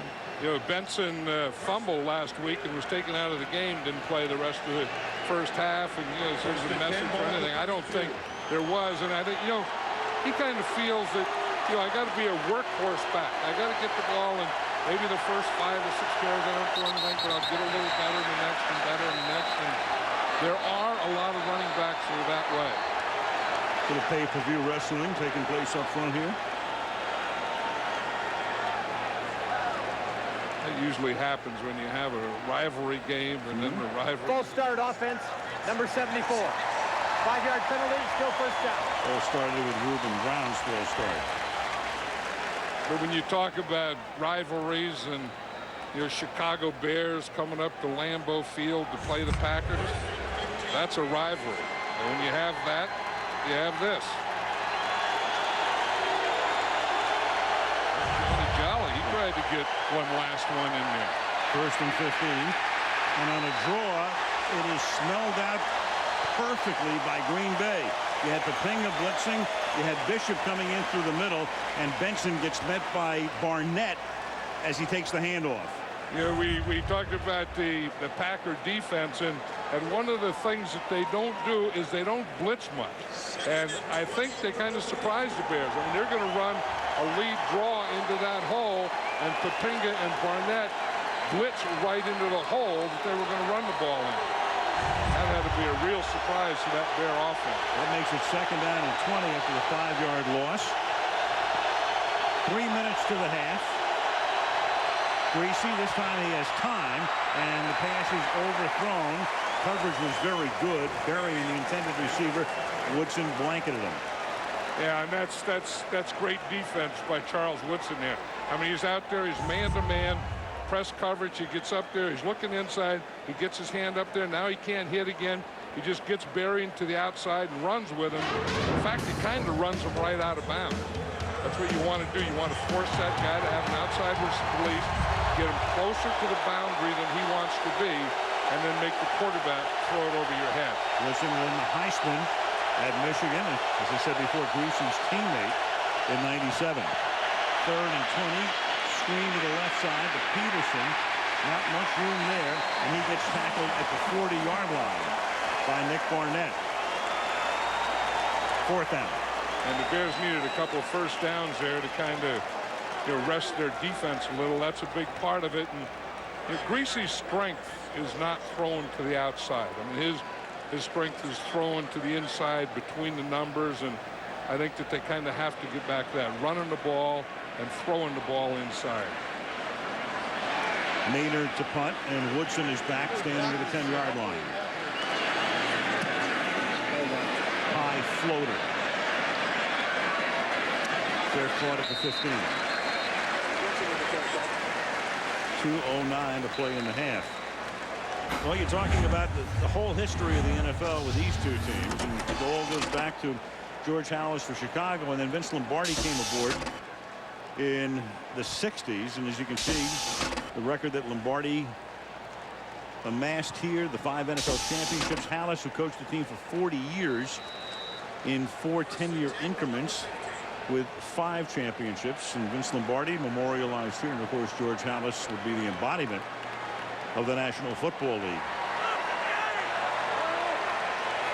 From the 15-yard line, first down for the Green Bay Packers. Favre out of the gun. He's been throwing more out of the gun than ever this season. This time it's an inside handoff, and Morency will get taken down at the 18-yard line, and we go to the 2-minute warning. But Brett Favre has already thrown the 423rd touchdown pass of his illustrious career, and that's the difference in the game right now with the 2-minute warning. 14-7 Packers. I'll start with the fans. I like those questions. Hey, Coach, how does Coors Light? Lambeau Field. Packers have played here since '57. It's undergone some refurbishing through the years, including most recently about 4 or 5 years ago. And coming up, the Toyota halftime show. Bob and the gang from New York. So at a halftime show after the teams leave the field here, the Packers hope to extend their lead. They're up 14-7. They start from the 18-yard line. Green Bay has one timeout. Green Bay has 3 wide receivers. The Bears are in nickel. Fake inside handoff, and Favre throws. Risky pass. Caught. They get away with it. Flag comes in. Donald Driver makes the catch. Ricky Manning Jr. on the tackle. You know, he will do that, Brett Favre. Risky pass and get away with it. I think that's been one of the keys this year. You know, they say that he hasn't had any interceptions. Number 80. 10-yard penalty. Repeat, second down. It'll come back because it's on Driver. But I mean, he still does some things that you say, oh, you shouldn't do that. I mean, there he fakes in a draw or misses a handoff. Then he comes back and tries to get the ball to Donald Driver. Does get the ball to Donald Driver. His risk-reward ratio is pretty good through the years. In fact, he's in a pretty good spell right now because Brett, who is prone to throwing interceptions, he'll set the record before too long, has now thrown 134 consecutive passes without a pick. That's a kibosh. It is. 2nd and 16. Because there's been some opportunities for interceptions, but sometimes he throws them so hard you just drop them. This time he hands it to Morency, swinging to the outside. And as if he wanted to stay in bounds for a second, then decides to stop. The clock. Flag is down here at the 15. Larry Nembers. I see Deshaun Wynn is back on the sideline. He holding came in. Defense, number 71. That's a 5-yard penalty, automatic first down. So instead of 3rd and 11, Israel Adonijah, a special teams guy, beginning to rotate in along the defensive front, cost him a first down. Yeah, I was saying I saw Deshaun Wynn. He got off the bike and he's up there in the sideline, but hasn't been back in the game since he went out with cramps. Adonijah, you said they moved him. He's played some defensive end, and they're trying him now, or playing him as a defensive tackle, playing what they call the 3 technique, the same position that Tommy Harris played. 1st and 10, 14-yard line. Far out of the gun. This is his 3rd cadence. Yeah, the Goodline almost jumped off. Morency stays inbounds up at the 30-yard line, picks up the first down, tackled by McGowan against Green Bay with just one timeout on the way down the field. That's a 17-yard gain. See, and that's the secret to this offense, is take those short passes and make long gains out of it. 4-man rush. They go to Morency again, and this time he gets tackled head up by Lance Briggs. Morency's had a very active first half tonight. 9 carries and 4 receptions, and he gets shaken. He has to come out. So now you've got Wynn out, and you got Morency going out, and Ryan Grant will come in. 6 from the 35. This is playing the hand you're dealt. From the gun, again, a 4-man rush. They'll go to Grant, and Grant will pick up the first down. But he stays in bounds. They're up at the 43-yard line. Pretty much time for Favre to spike it here with that one timeout remaining and the clock ticking down to a half a minute. He better get up and spike it. He does. And then fakes like he's throwing to the outside. Can't help himself. Sunday Night Football brought to you by Subway Restaurants and the Subway Fresh Fit meals. Subway Eat Fresh. By Samsung, the official HD TV of the NFL. By Lincoln, reach higher. And by Verizon Wireless, get all the football action from NBC Sports right on your VCast phone. 2 flags are down. I suspect Chicago may have had too many men on the field. And that is going to be the call. Green Bay running up to the line of scrimmage. Favre getting ready to spike it. That's a 5-yard penalty. It was first down anyway. So it remains first down at the 47-yard line. Right, and he can go for one of those passes like 15 or 20 yards because, remember, the Packers still have 1 timeout left.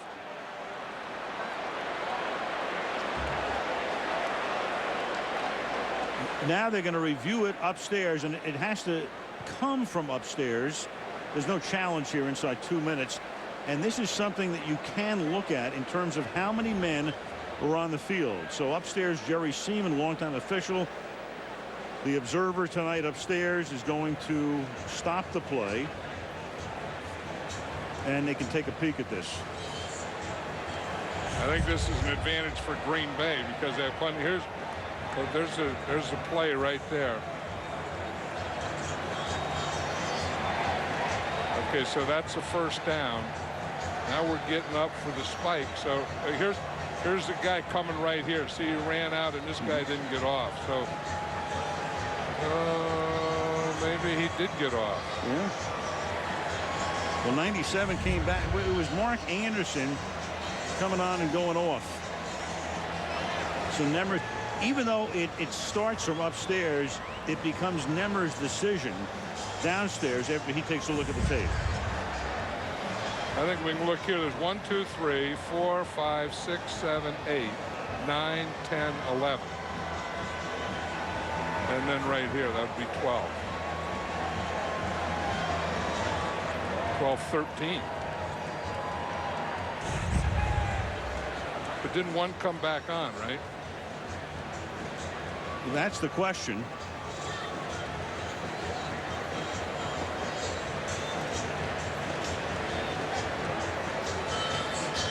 The clock, you can't put the clock in to take a look at a play, as was the case in the Dallas-Chicago game at the end of the first half 2 weeks ago.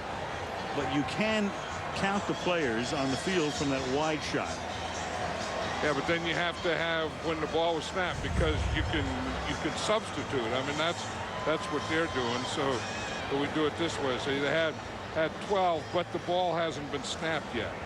So then you have to let it go and see where the ball is snapped, because this player here can get off before the ball snapped, but he didn't.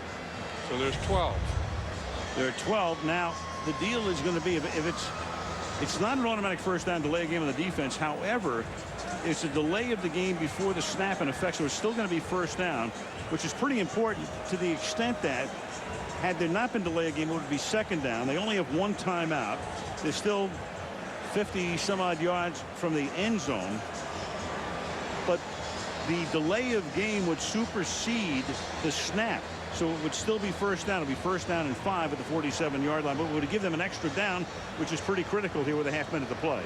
Well, and that's exactly what it is at first down, and the fact that they have one timeout left, they don't have to throw the ball in the end zone. They don't have to get the ball out of bounds. He could throw one of those deep dig routes, you know, like 15 or 20 yards in, hit the ball in the middle of the field, like inside the 30, take the timeout, then maybe either take a shot or go for the field goal there. So that's what they're thinking. And with all this time here, they've had a lot of time to think about the play they're going to call. After reviewing the play, there was only 11 players on the defense on the field at the time of the snap. Therefore, it'll be 2nd and 10 on the 42-yard line. Very important. So now it's one less down. It's second down.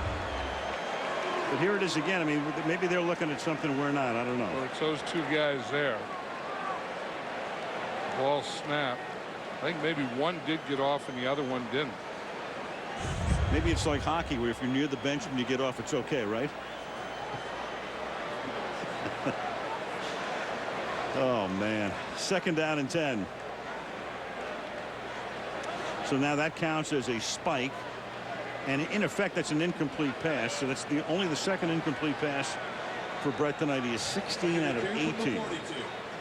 2nd down and 10. They have one timeout, trying to get at least into field goal range for their rookie kicker. And the Bears are in that cover two with the safeties deep. I would try and hit something in the middle. And now after all this,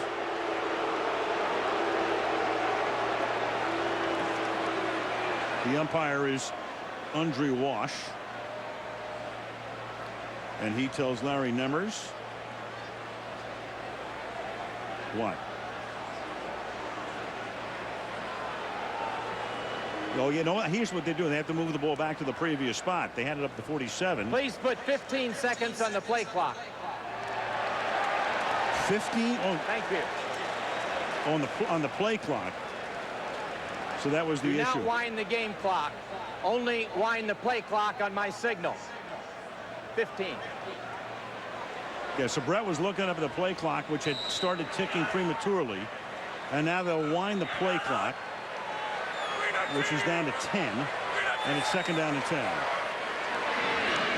To the outside to Morency. He's got to get out of bounds and does, but that's only a short gain of the 46. That takes 5 seconds, and you've got 27 ticks right now, and a third down and 6.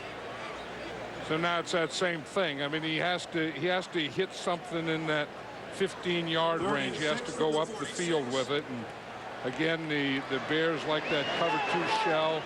Safety's deep, and you think that there could be something. If you're going to have an opportunity to hit a relatively big one, it would be in the middle. If it goes to fourth down, at least Hester goes back there for Chicago on a punt.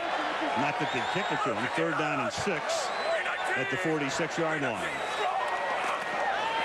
Favre pressured from behind. Gets away from the shirt tackle and then hits Greg Jennings over the middle at the 26-yard line. And that's a first and 10. And Favre will now, and Green Bay take its final timeout. Brett was ready. What Brett wanted to do, you can see, he wanted to get up and spike it and save the timeout. But the timeout was called on the sidelines. And so Brett getting into it now with McCarthy, because the coach can call a timeout. You can see what Brett wanted. I'm going to spike it, save the timeout. Now they've used the last timeout, which makes them have to play this last 16 seconds differently. Right, and this is the area that we were talking about, you know, that deep dig or deep in right there. You see you have Donald Driver shorter than the other receiver, Greg Jennings, coming in behind him, and you get right there in the middle, which is the weakness in this defense. Did you see that was an old Tony Romo there, because Brett Favre on that rush, you know, made one guy miss. I mean, it's not that every guy is going to be blocked, and if one comes free, Tony Romo can get away from that guy, and an old Tony Romo right there. See, he got away, bought that time, and then was able to get the ball up the middle. Now it becomes different. You don't want to wind up with something in the middle of the field where you get tackled and can't get another play off. That's why Brett wanted to save the timeout, and McCarthy called it. First and 10. Favre throws. Now it's over the middle. Now it's caught at the 20-yard line. Manning makes the tackle on Bubba Franks. Now Favre's got to get up and spike the ball and set up the field goal attempt. And he does. And now they'll settle for an attempt by Crosby of about 39 yards.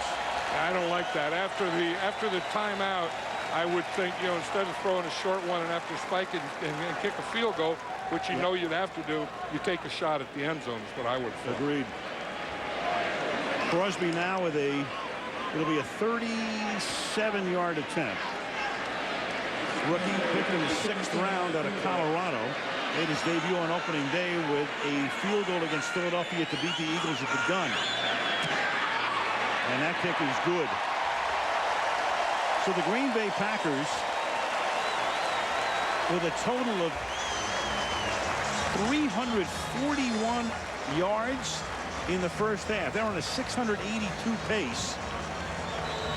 And Chicago lucky they're only up by 10 because of those 2 strips, those 2 forced fumbles by Charles Tillman. 1 second to play in the half. You know, as you look at Mike McCarthy there, don't you wonder, does he really need that jacket tonight? No, he doesn't. He's sort of like, who is it, Bobby? Who is the, in baseball? Mike Scioscia's always wearing a jacket, you know, it's 100 degrees.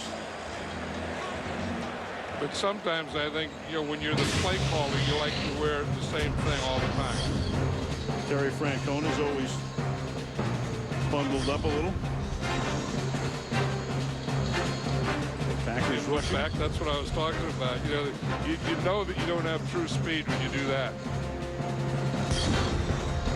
And there was Benson with a burst into the end zone that tied the game at 7, but 10 unanswered points. And it's 17-7 Green Bay. The odds that Hester winds up with the football here, 46 million to 1. Unless there are 4 laterals. You just swim this thing. You don't even get it off the ground. And that's exactly how they'll go about it. And that is the way the half will end. And it ends with a little skirmish, but it's Green Bay and Chicago. So what else? Halftime. Green Bay on top 17-7. And coming up next will be the Toyota halftime show. Bob Costas and the gang from New York coming your way after these messages from your local NBC station. Tomorrow night on Chuck, the secrets keep coming. Chuck, what did you see? I'm not totally sure. The danger Go wait at the bar. keeps growing. She's with you? Ouch. We have a very open relationship. And Chuck keeps dancing. Did you guys tango? Oh, yeah, we tango. Chuck, tomorrow 8/7 Central You're not much of a spy, are you? on NBC. Taco John's presents Whiplash in 2 votes for tacos. Hi, meet Whiplash, the West Mex Party candidate. It's the only one of its kind. It's just always an exciting game to watch. We're only 3 hours apart, so our fans don't like each other. And, we play them twice a year. They're right up the street. I mean, you can almost throw a rock from Hallis Hall and hit Lambeau Field. We owned that title for 3 years, and we gave it to them for the last 2, so we got to get that title back. You can throw out the records, you can throw out statistics, and this is all about football.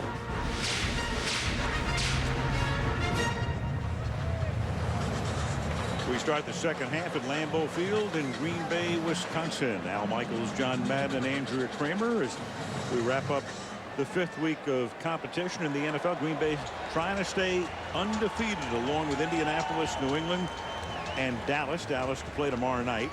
And Brett Favre has just had more passing yards in the first half than he's had in any game since the night after his father died, the Monday nighter in Oakland back on December the 22nd, 2003. That unforgettable, amazing night in Oakland. And tonight, Brett Favre and the Green Bay Packers with a total of 341 yards. And again, to kick it away from Hester, they send a little short kick down to Adonijah, who's going to lead the league in runbacks before this one is done, since they don't want to kick to Hester, at least in number of runbacks. Let's go to Andrea. Walking off the field at halftime, Lovie Smith looked up to the Jumbotron, saw that the Bears had given up 341 yards and told me, we are playing some bad defense. The only good news is that we're only down by 10 points. He said there's no simple solution. He said they have to get their pass rush going and get in their gaps to stop the run. All of a sudden, the Bear defense is becoming a major problem at the 36-yard line. Here's Benson, and the offense has been a problem coming into tonight, and they've got to attempt to do something. Bigby makes the tackle. But, John, the Bears have been built on defense. They had a meltdown in the second half against Dallas. They gave up 34 in the fourth quarter against Detroit. And to give up 341 yards and a half against anybody is astonishing.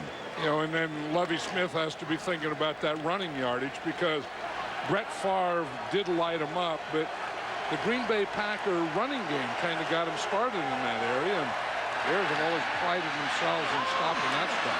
Greasy threads the needle over the middle and goes to Desmond Clark. And if he has a favorite receiver, it would be Clark, because he was the backup to Grossman over the last year and a third. Clark's the one guy he knew best from his years in Denver. And that was one of the things that Ron Turner and Brian Greasy talked about, is that they have to work the inside of the field with the tight ends and back. You see, and that's what you look for is Desmond Clark was on a linebacker, Brady Patinga. And that's a matchup, and then you can throw the ball in the middle to one of your favorite receivers. You have everything going. That was a 28-yard gain. Now a pass, and it is incomplete. And it's Greg Olsen, the tight end, who couldn't get away from Nick Collins. And that's one of those things that they say that, Greg Olsen has very good speed, but he hasn't shown it yet in the game. And there are guys like that, and you can see on the line he spends too much time going sideways, and then as he's going up the field, he's looking back all the way, and both of those things will slow you up. So if he has speed, he didn't give himself a chance to use it on that play. Clark is back in, 2nd and 10, and the handoff goes to Benson. And Benson will get wrestled to the turf before he can reach the 30-yard line, led by Cullen Jenkins. Rex Grossman, a year ago, he was the toast of the town in Chicago, had a phenomenal September, then went into that whole good Rex, bad Rex thing. This year, very shaky through 3 games. Out he went. Greasy came in. And the question in Chicago is, who's going to end the season at quarterback? I think the bigger question has to be, and I said that a couple of weeks ago too, when we did the game, who's going to be your quarterback 2 years from now, 3 years from now, 5 years from now? That's an organizational thing that is also very important. 3rd and 7. They have Devin Hester flanked to the left. And Greasy with that play clock going all the way down. Took too much time.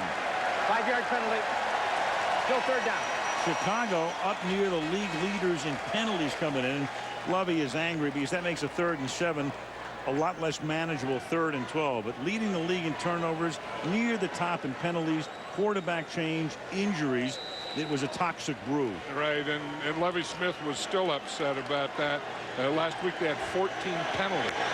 And he said, that's not us. That's not what we are. And this last penalty is a killer because Brian Greasy can pick up 7 yards on 3rd down. He's going to have a tough time with 12 yards. From the 36-yard line. He throws, that's caught, and there's the difference between 7 and 12. You're on a slant, you get 9. Instead of a 1st down, it's a 4th down. Woodson makes the tackle on Berrien, and Woodson is still down. Yeah, that's why, coaches always, get on those penalty things because, it's not only 5 yards, but, you take that 5 yards away right from that point. If you had the 5 yards, obviously it's a 1st down. You had the penalty. Now you have to try a field goal. If you run that exact play, that slant, you got 9. Instead, now a 44-yard, depending where they spot it, either the 34 or 35-yard line. We'll call it 44. Woodson goes off the field. Robbie Gould will come in. Pretty windless night. Conditions are conducive for a kicker. Maynard will hold it. Manley will snap it to try to make it a 1-possession game. And Robbie Gould is able to bang it through to make it 17-10. So the Bears get 3 on the opening drive of the second half. 17-10 Packers.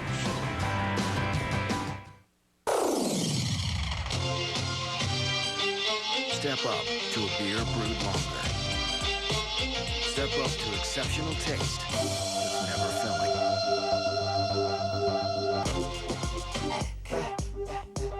99 calories, 0 grams of fat. Budweiser Select. Step it up. Philip of Spain has declared war, Majesty. Between duty. My God, England will not fall while I am queen. And desire. Some other time, could you have loved me? Lies the destiny. There is a wind coming that will sweep away your pride of a queen. I too can command the wind, sir! I will strip Spain bare if you dare to try me! We cannot be defeated. Elizabeth, the Golden Age, rated PG-13, starts Friday. Evan Almighty. What's up? Own it on DVD and HD DVD Tuesday.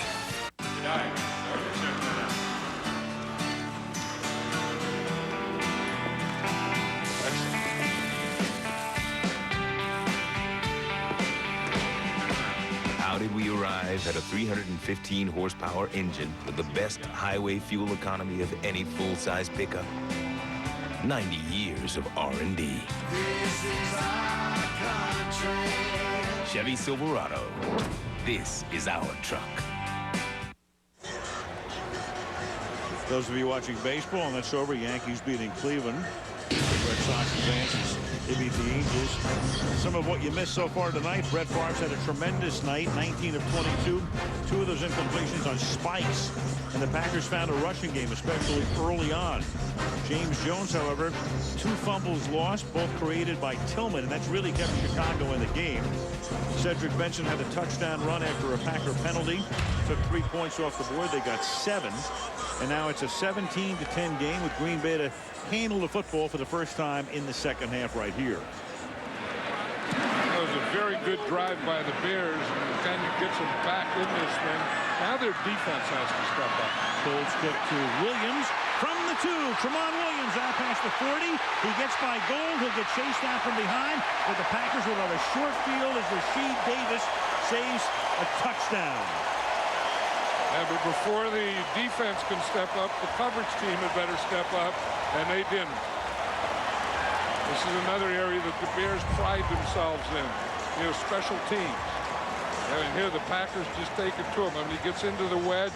That's just poor coverage there. I mean, there was no one down there in the lane. Missed tackle right there, and they finally get him. That is a 65-yard run back.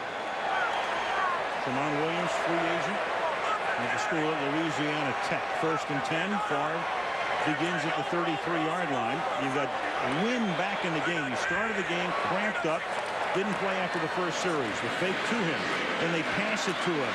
And Wynn, a 7th-round pick out of Florida, where he played for the national champion Gators, takes it to the 20. Wynn was terrific on that opening drive of the game. He had 4 carries for 59 yards and then didn't play at all for the rest of the half. And this is one of the things that Brett Favre and the Packer offense has done as well as anyone for years, and that's a screen pass, where you invite the pass rush up, you just sneak the back out to the side, get 2 linemen in front of them, and that's like a sweet play, and it has been since Mike Holmgren came here. From the 20-yard line. Takes it to the left. Up the middle again to the 7th-round pick. That's Wynn for a gain of 6. Down to the 14-yard line. The Packers came in averaging just over 50 yards per game in rushing this season, and tonight they have already rushed for 109 yards. Right, and they're just taking it right to the Bears, and you ask, where's Brian Urlacher? If you're going to run inside, Brian Urlacher better be making plays inside, and he hasn't been tonight. 2nd and 4. They call Wynn's number again. He gets taken down, and there was Adams after Urlacher made the initial contact. Stopped about a yard shy of a first down. Urlacher is an outstanding middle linebacker. I mean, he's one of the best defensive players in football, but if you get on, if a blocker gets on him, he has a tough time getting off a block. I think Urlacher has to step up here. Briggs has to step up here. Tillman and the stars of this Bear defense have to make a play. 3rd down and 1. And again, it's Wynn, and they do make the play. So at least they take away the opportunity for a touchdown. That is Briggs, who steps up and at least limits Green Bay to a field goal attempt after this was set up by the run back by Williams. Yeah, you look at this defense, and I'm surprised when you get 2 guys right in here, and then the linebackers fill in here. I'm surprised that Brett Favre didn't get out of this run and go to a pass. I mean, they didn't have a chance with those 2 tackles in those A-gaps and slanting outside. There was no place to run at all. That would have, if you were going to say what play would you run, well, if you're the Packers and Brett Favre in the last 4 weeks, you would have just thrown a slant down there. Meanwhile, because Lee is late getting out onto the field, they're going to get a delay of the game here. Donald Lee was the 11th guy. Crosby kept looking over to the bench. Offense. 5-yard penalty. Still 4th down. In a game like this, though, I would rather take a 5-yard penalty than use a timeout. In this situation, right, because this is still a very makeable field goal here. Yeah, I mean, you're in field goal range. You're still in field goal range. And timeouts in the 4th quarter in this game could be very big. Right. In the first half, you might have taken it. The second half, you don't. 37-yard attempt now for the rookie of Colorado. That was good from 32, 37, 42, or 47. Take your pick. 9:02 left, 3rd quarter. 20-10, Packers. Select by Chevy and American Revolution. By the Home Depot, the official home improvement sponsor of the NFL, and by Wendy's. Visit Wendy's.com for a chance to win hot, juicy burgers for life. John, I am not a sauerkraut guy. Are you? Yeah, I am. I'll put some kraut on a brat, but when you see those guys in there with pitchforks and those boots, yep, kind of wonder where those boots have been before. Yep. If you're getting mouthful of kraut. Yeah, you may need a few Budweiser Select before you go to that crowd. 9:02 left in the 3rd.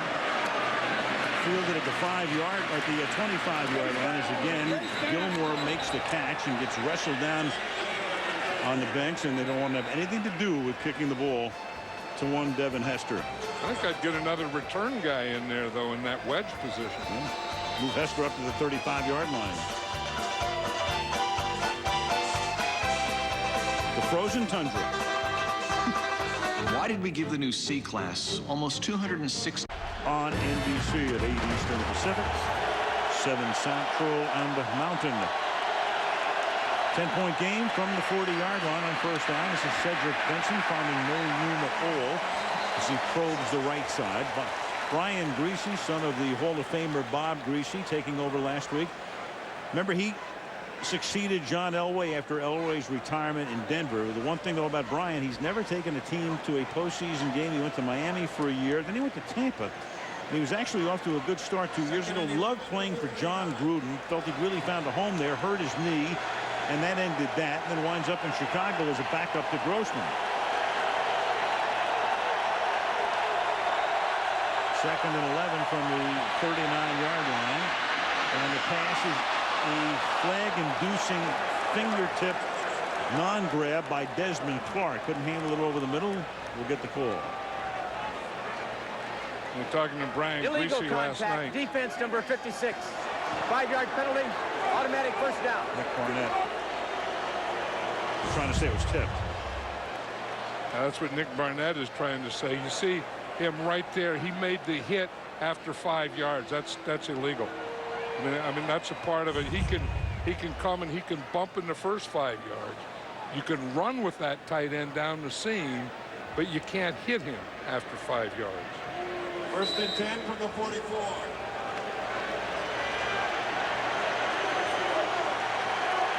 Automatic first down. 8:15 left in the third. Hester's in the game. Bonding your screen. McKee sets up as the fullback and provides leverage for Benson, who doesn't go very far for the 47-yard line. Second down. Let's go to Andrea. Well, earlier you talked about chemistry issues with Thomas Jones and Cedric Benson. I was talking to General Manager Jerry Angelo. He told me the #1 reason Thomas Jones is no longer a Bear is that he and Benson could not coexist in the locker room. And since team chemistry is so important, the dynamic between the two was so bad, they traded Jones. Financially, Angelo said they could have kept both. Money was 3rd or 4th on the list of reasons to let Jones go, but they got a trade and value for him, something that was very important for him. Jones going to the New York Jets. Greasy with a play fake. And he winds up going to the rookie, and that's a great tackle by A.J. Hawk. Flag down here after Greg Olsen makes the catch. A.J. Hawk is a guy that the Packer people would hope would step up a little. They said that, you know, they watch him in film and in games, and he's just not showing up a lot. Number 31.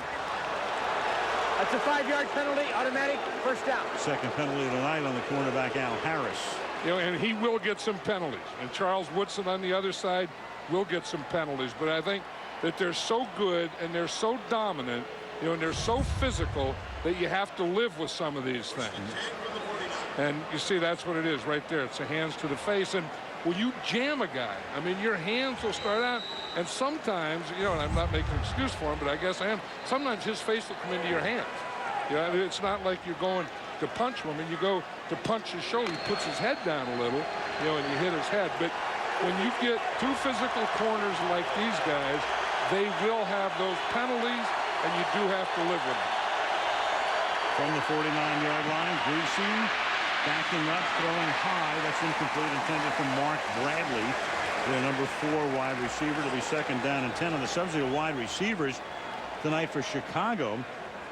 None has caught more than one pass. Muhammad has 1 catch. Berrien has 1 catch. Davis has 1 catch. And this has been a problem for the Bears through the first part of the season. Berrien's been okay. He's caught a lot of balls. He's also dropped a lot.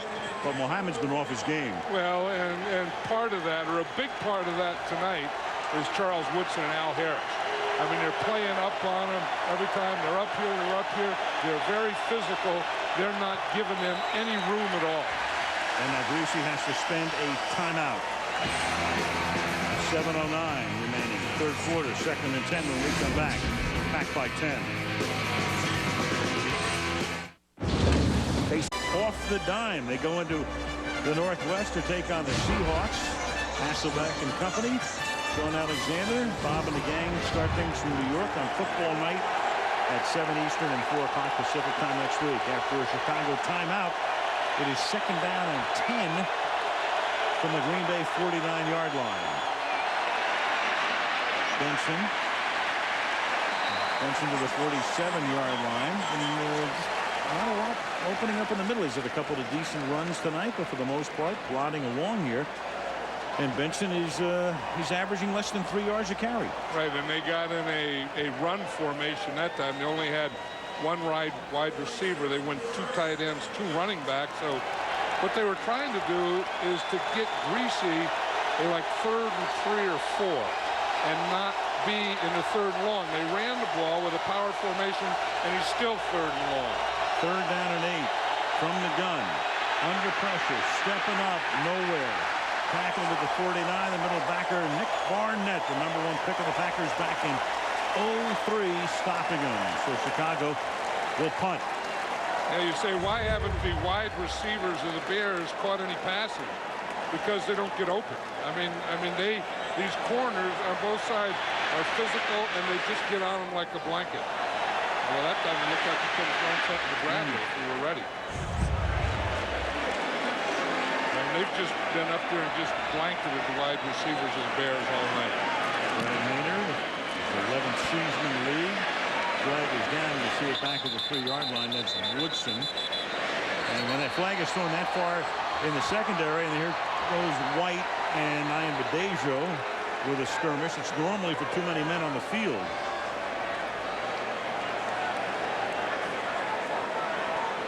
And it would usually be the team closest to the official, right? Right. Counting from behind, which would be the receiving team in this instance. That's normally the case. Of course, now that I mentioned it, it won't be. Self-kabak. Larry Nemers, 2nd in seniority now in the league as a referee to Jerry Austin. And Larry's going to retire at the end of the season, he tells us. Anytime you see an official with a hat off, that means that he marks someone as going out of bounds.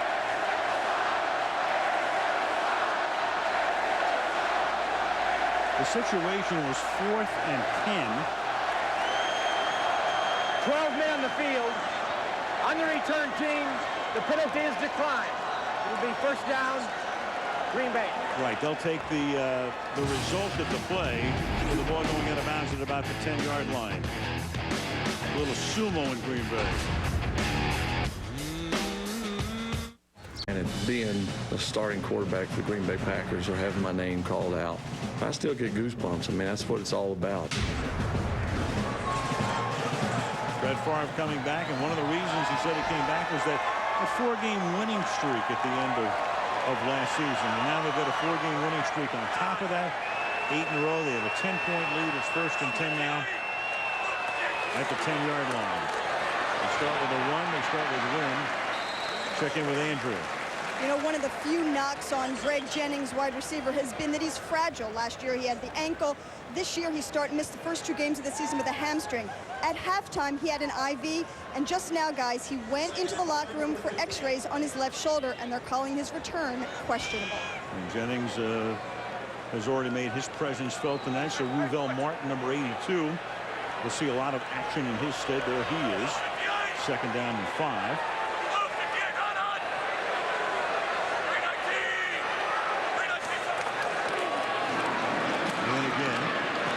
John, I'm thinking back to last year and that winning streak, and normally there's a moment in time when you say, okay, the team is putting something together. You realize in the last game that Green Bay lost, which was December 3rd of last year, they're playing the Jets. The game is here, and the halftime score is Jets 31, Green Bay nothing. Now, Brett Favre might have retired at halftime of that game, and since that game, they haven't lost. Yeah, and, you know, and that's the thing that Brett Favre was talking about the other night, that it was, you know, those last 4 games. I mean, it's not they're 4-0, they're 8-0. And he said, you know, had we gone 4-12, he said, I don't know that the Packers would have wanted me back. He said, that was another part of that equation. Yeah, they already went 4-12 in 05. Now Favre's going to stop. He's going to dump it. And there's that risky pass that comes back to bite you because it's Urlacher who comes up with the football. Brian Urlacher, the middle linebacker. So Favre, who's been to the rodeo for 16 years now, he's made some plays like that. He's gotten away with a few, but once in a while that's going to happen to him. Yeah, and here you see Brian Urlacher gets up in the A-gap, is faking, and then he drops in pass coverage. Brett Favre now, he's going to the sideline, and he tries to throw back across the field. I mean, that's one thing you learn that you never do. But again, you know, Brett Favre does these kinds of things, and these kinds of things do happen. And, you know, defense has to step up now. I said Brian Urlacher hadn't made a lot of plays. He hadn't made a lot of plays. He had to make one. Fourth quarter, big play. He made it when he needed it. Now Greasy will try to cash in quickly, and it is out of bounds. Oh, he's forced out. Touchdown. Greg Olsen was forced out. He came down out of bounds, but he was forced out by the defender, and it's a touchdown. Atari Bigby forced him onto the chalk. Well, that's what you get. You know, you get a big 6'5" tight end that can run a little, and you just get him in the end zone and throw that ball up there and let him go for a jump ball. That's exactly what Olsen does, and that's exactly what Brian Greasy, he put it right where he had to. You cannot review a force out. The only thing you could review on that play if you wanted a challenge, and they're not going to win it if they did, is whether he had possession of the ball all the way to the ground. But a force out is not reviewable. Clearly the force out was the call. It's a 3-point game in the second here after Gold kicks the extra point. And so the Urlacher interception is a gigantic play.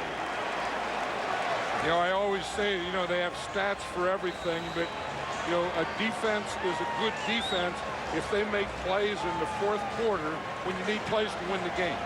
And that was a great defensive play right there. Which is something they haven't done in the last two games when they've gotten killed in the fourth quarter. Right, and you know, you talked to Brian Urlacher, and he said it, Lovie Smith said it, there's going to be plays in this game where Brett Favre will throw it to us. That was one of them. Urlacher got it, and then Ron Turner, the offensive coordinator, calls for the big play. Let's go right after him, and that's the perfect place to throw that ball. So the defense with a big third quarter play. We've been talking about the fourth quarter where they've been annihilated over the last 2 weeks. In fact, Chicago giving up 51 fourth quarter points in the last two games, most in the history of the National Football League. And that's the Bear defense we're talking about. But Urlacher, if they win the game, that's the game-changing play. And if they win this game, it could be, you know, it's too early to talk about the season-changing play, but this is a big game for the Bears tonight. Yeah, and you know, and that's the definition of big players. Big players make plays in big games, and at 1-3, you know, as you say, you don't like to say it, but this is a big game for the Bears. I mean, this is a big game, and it's a big game for the Packers. In fact, Mike McCarthy calls this a statement game. Jamal Williams from the 1 up to the 21-yard line. Chicago last year won the division running away, had NFC top seed all the way, but here are the marks right now. Green Bay at 4-0, Detroit beaten by Washington today, coming back to life at 3-2, and then the Chicago and Minnesota. And you can take a look at that note at the bottom. No team has won its league conference or division after being 4 games behind, which indeed Chicago would be. So they'd be in a position where they'd be fortunate just to get a wild card. Last year they only had to win 2 home games to get to the Super Bowl. You wind up as the 6th seed, you probably have to win 3 road games. In fact, you do have to win 3 road games to get to the Super Bowl. From the 21-yard line on first down, win up to the 23. It was great to talk about January and October, but right. What the heck. You know, Brian Urlacher, the first half, I said he didn't play very well. They were getting blockers on him. He wasn't getting off him. I think that halftime, he got a new energy. He got that interception. You know, made the big play, got the score, and now he's playing like the Brian Urlacher we know. Win, and there's Briggs right there, smacking him at the 25-yard line. 3rd down and 6 for the Packers with 3.5 remaining in the 3rd. Yeah, and that's a good defensive combination. Urlacher and Briggs again. Collins, the left guard, was able to get up on Urlacher, and then Briggs just sneaked in and made that play. This Packer offensive line has been doing a pretty good job tonight, especially the tackles on those defensive ends. 2 experienced tackles. And now Wynn will not pick up the first down, so they go 3 and out. the 30-yard line. The Bluebirds come out for the first time. They want Brett Favre to throw. They said, hey, coming into this game, we threw over 70% of the time. What's all this running stuff now? They hated the play call.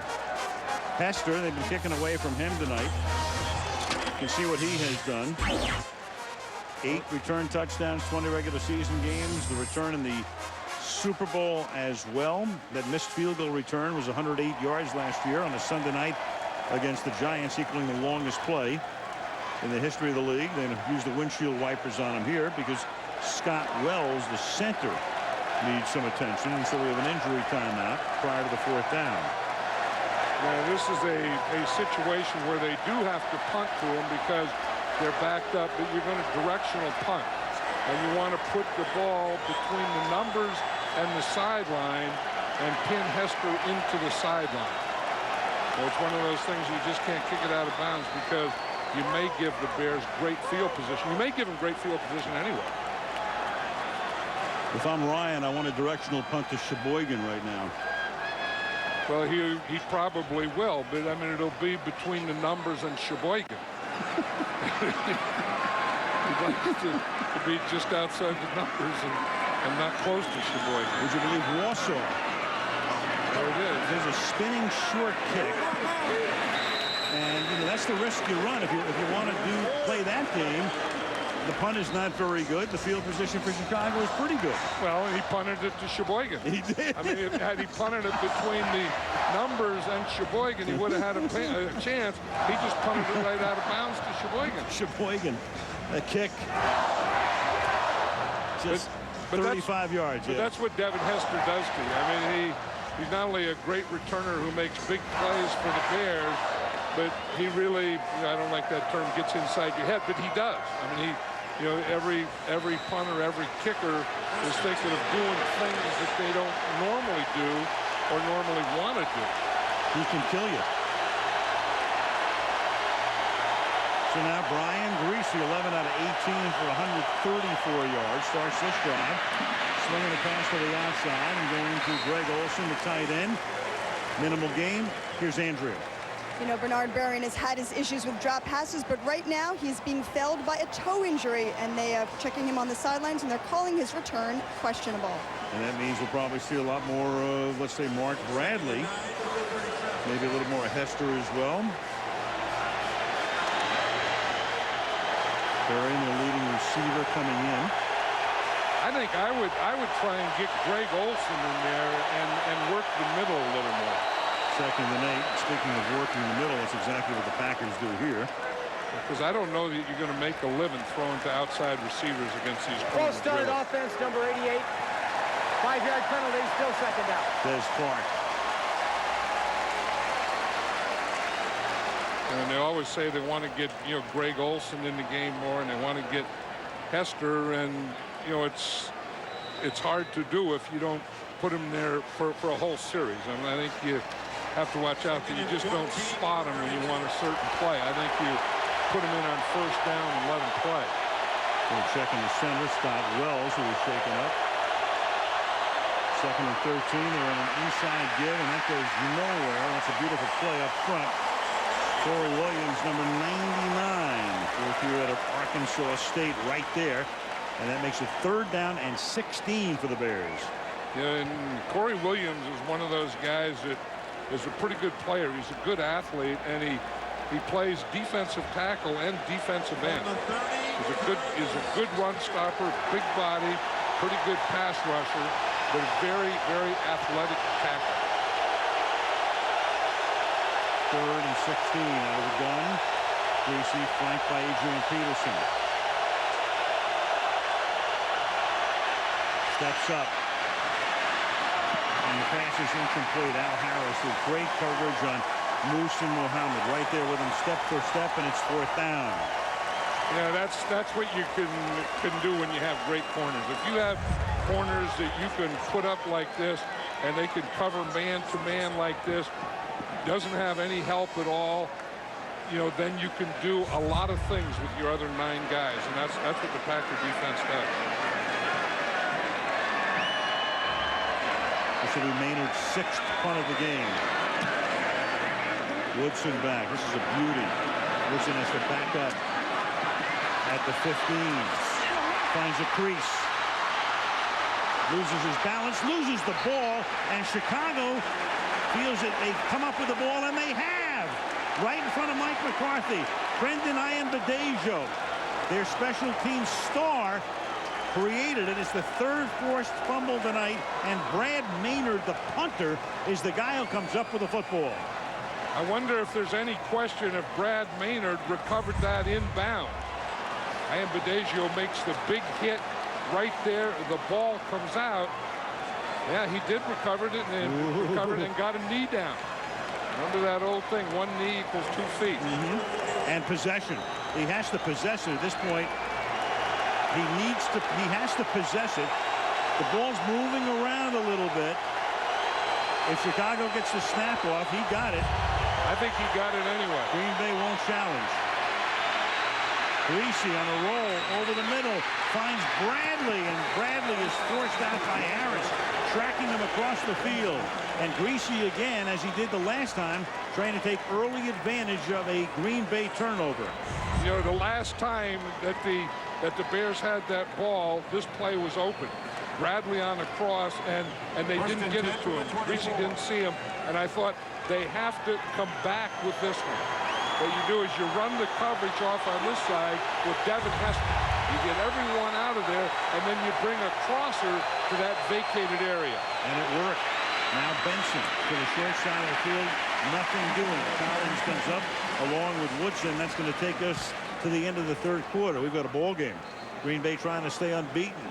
Chicago fighting for its early season life. 20-17 after 3. Back after these messages from your NBC station.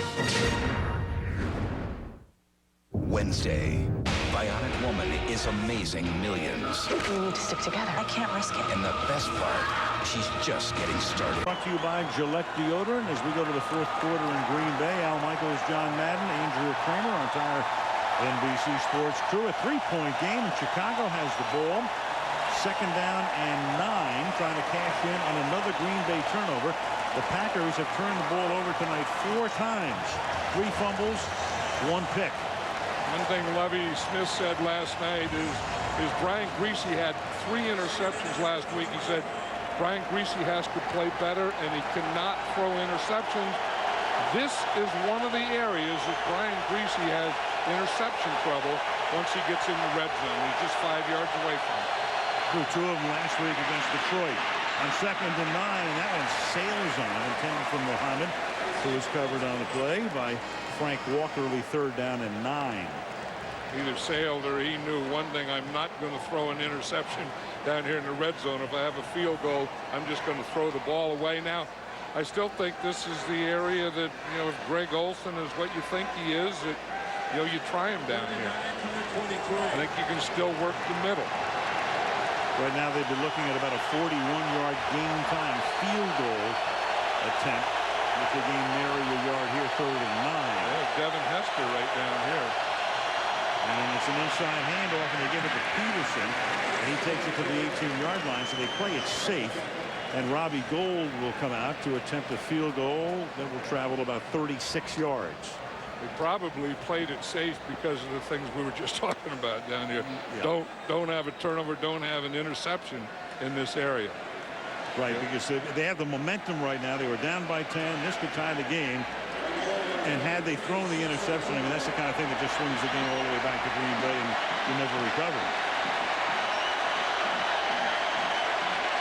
Gould with the 36-yard attempt. And Gould's kick is good. Started out right at the right upright. Drew in. And we're tied. Early fourth. 20-20. The way you move through the world. By Miller Lite for award-winning taste. There's no debate. Miller Lite, good call. And by McDonald's. The Atrium, weddings, engagement parties, company outings, bar mitzvahs, you name it, they'll service it. The other thing they have there is one of the great foods. I know you probably wouldn't eat this, but it's Chili John's, where they put chili on spaghetti. It's one of the great things. It doesn't sound good, maybe, It isn't great. It sounds pretty good. Just don't Oh, does it? sauerkraut on it. No. No crap. Tramon Williams swinging to the outside. There's a flag. Five flags. Yeah. A lot of running, and we'll be coming back.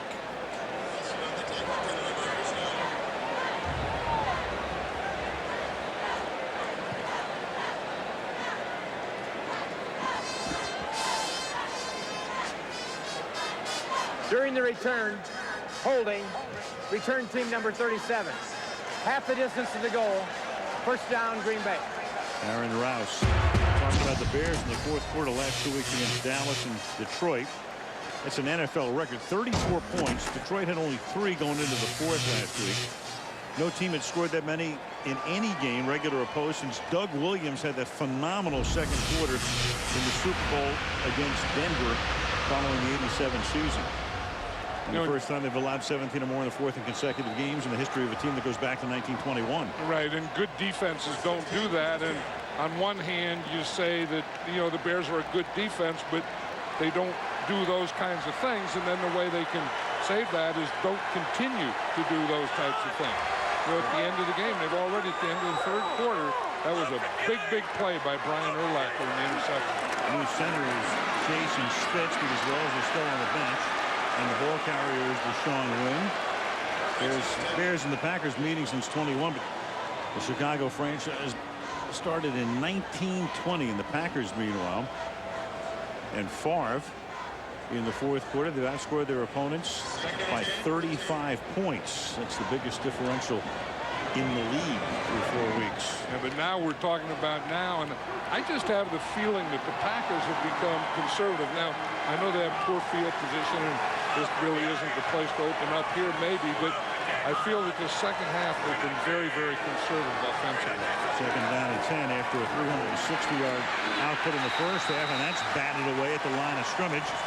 That's Agunlaye with a deflection to set up a third down and 10, and the momentum all has swung over to Chicago right now. Yeah, and whatever the Bears didn't have in the first half or the first part of 3 quarters, they have now, and whatever the Packers had earlier, they don't have now. I mean, they had a rhythm. Brett Favre had a rhythm. They had everything going, and now they don't look like the same team. They had 341 yards in the first half. They have 32 thus far in the second half. This is that passing formation. 4-man rush. Favre, a little dump off over the middle. That's caught, but not enough for a first down. Bubba Franks makes the catch. Urlacher with a tackle. That's a 3 and out. Chicago's going to get the ball in what figures to be decent field position. Again, you've got that damned if you do, damned if you don't right here with Hester going back to receive the punt. Here's a formation where you have the back and the tight end on the same side. Bubba Franks just does a little check down. Brian Urlacher is right there to make sure that he gets that tackle, and the Packers don't get a first down. Now there's Hester. You want to start directional punting it. Sheboygan. Here's a flag as Hester makes the catch, and he won't go anywhere this time. So Hester gets taken down. Frank Walker, picked up from the Giants in the offseason, makes the tackle, but you saw the flag come in.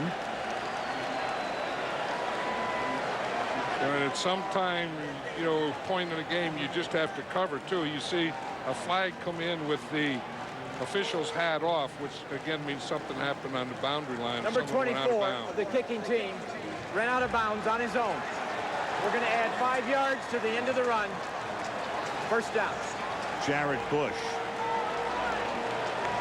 But at least not the kind of penalty that would make them punt again, because they were able to get Chicago at least on Chicago's side of the field. 2020. It's a tank top and shorts night on the frozen tundra. Temperature up in the upper 80s today in Green Bay, 79 at game time. Beautiful night. A little more beautiful in the first half for Green Bay fans. Right now, it's a 20-20 game, and Chicago has the ball, and Benson will take the ball up to the 44-yard line where A.J. Hawk makes the tackle, and we'll have a second down and 6. Brian Greasy is playing like a 10-year veteran tonight. And we were talking to him last night how, he really hadn't played much in 2 years, and he was a little rusty last week. And last week when I watched the film, he looked rusty, and tonight he doesn't. I mean, he looks very calm and very much in control. 2nd down and 6. And this is Benson. And in many ways, a lot like his dad, who was always calm. Oh, yeah, and in control. Bob Greasy was something special. I mean, Don Shula, Bob Greasy, Paul Warfield, Zonka, Kick, that whole team, the last undefeated team. I don't even think they're starting to worry yet. About what time do they start getting that champagne ready and stuff for someone to lose because they were the last undefeated team? Probably after the Indy New England game. 3rd down and 7. Garrett Wolf is in the game as the back. They flare him out. He makes the catch in the flat, but then he gets taken down by Barnett. And there's a flag, so he was stopped short of the 1st down, but you have a flag on the sideline. Garrett Wolf, one of those guys that they think can make a big play. If you just get him on a screen pass, on a loop or something like that, foul, make someone miss. 15-yard face mask, number 25. 15 yards, added into the run. Automatic 1st down. Well, instead of a punt, which is what it would have been on a 4th down and 5, it is Barnett. He's at 25 and then 56. Well, and that is the 15-yard variety. I mean, that's not the guy where your hand just goes on it. I mean, that was when his hand went on and he just pulled his head down. That's a killer for the Green Bay Packers. All the way to the 39. Fresh set of downs.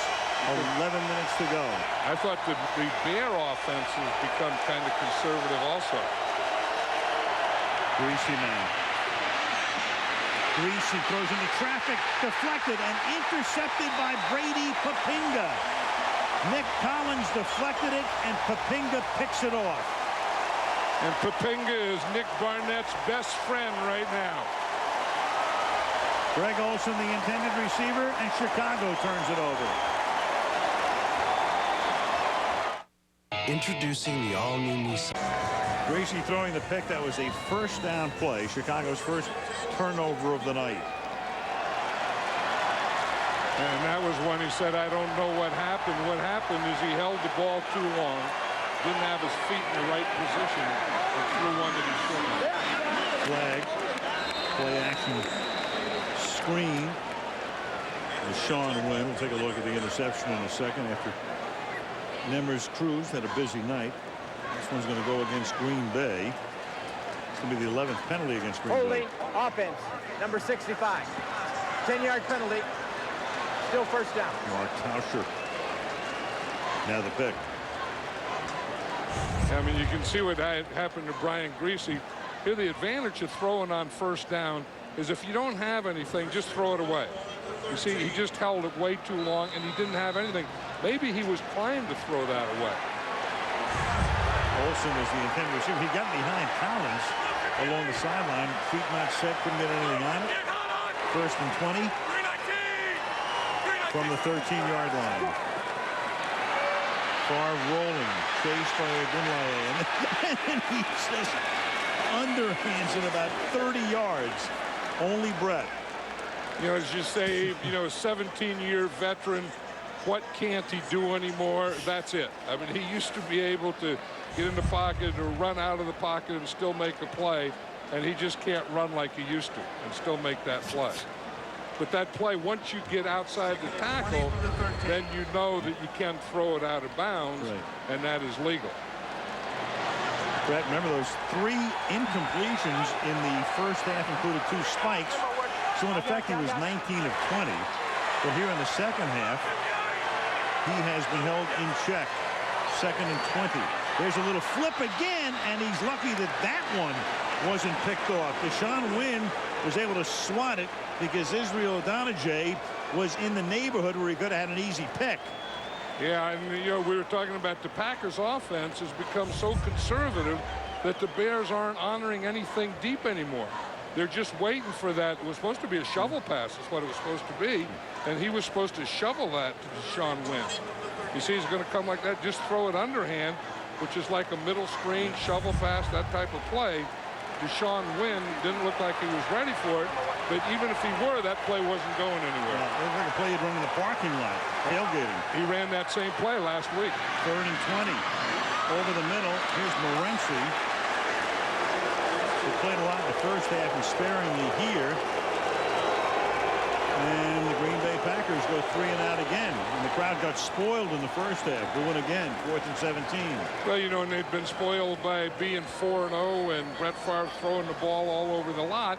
And again, they kind of started out the first half, and he had things going, had good mixture, better field position, I will say that. But to me, they've become very, very conservative offensively in the second half. All right, here's Hester again. Will he have a chance? He will at the 50-yard line. Devin Hester. Traffic still not down. Inside the 40 to the 35. And a flag down back at the 41-yard line.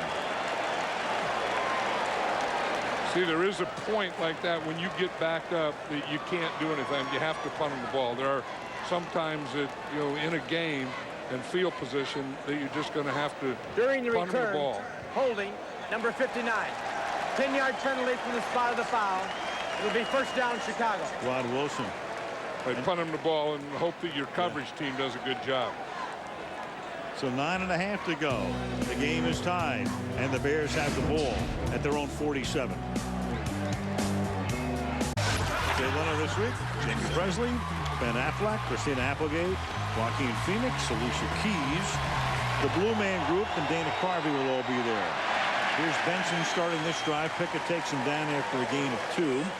So Chicago will have a 2nd down and 8 at the 49-yard line with the clock ticking down, 9:18 to play in the 4th. Yards by half right there.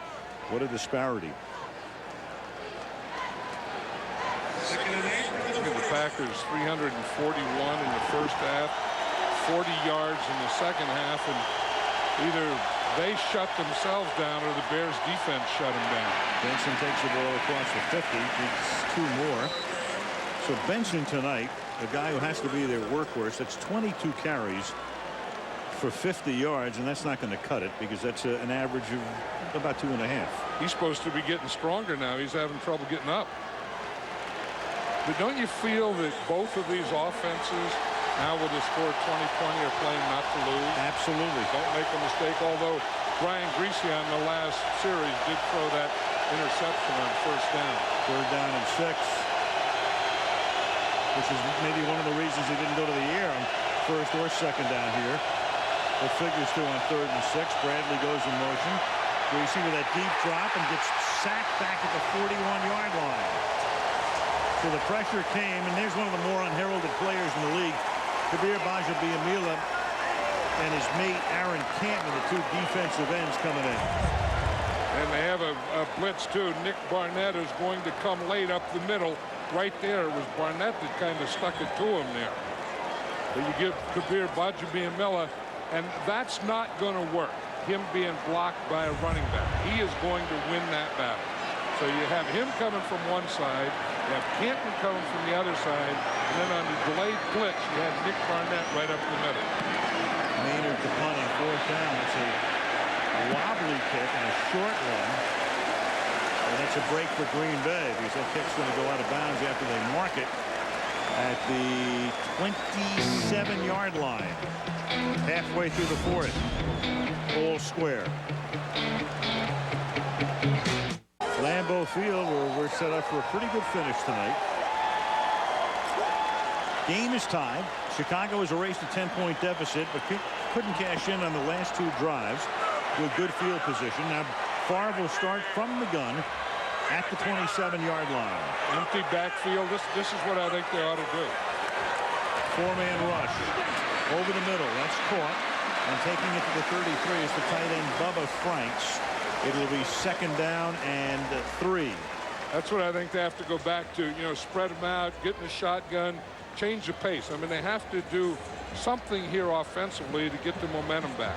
And I would just put it in Brett Favre's hands. I mean, that's, you know, he's one of the all-time greats, and to be handing it to a rookie back and 2 tight ends and that stuff doesn't make a lot of sense. Spread them out, let Brett Favre take over the game. 2nd down, before. Greg Jennings, who was out, has come back. Split to the left. On the ground. And that's Briggs coming right in. There's another flag. We've had a ton of them in the second half tonight. That's Deshaun Wynn carrying. Yeah, I think, they got enough balance now with that running. I don't know that they have to run another Holding play. Offense, number 72. 10-yard penalty. Still second down. Well, we talked about Scott Wells getting hurt, so Jason Spitz has taken over as the center, and the penalty's on him.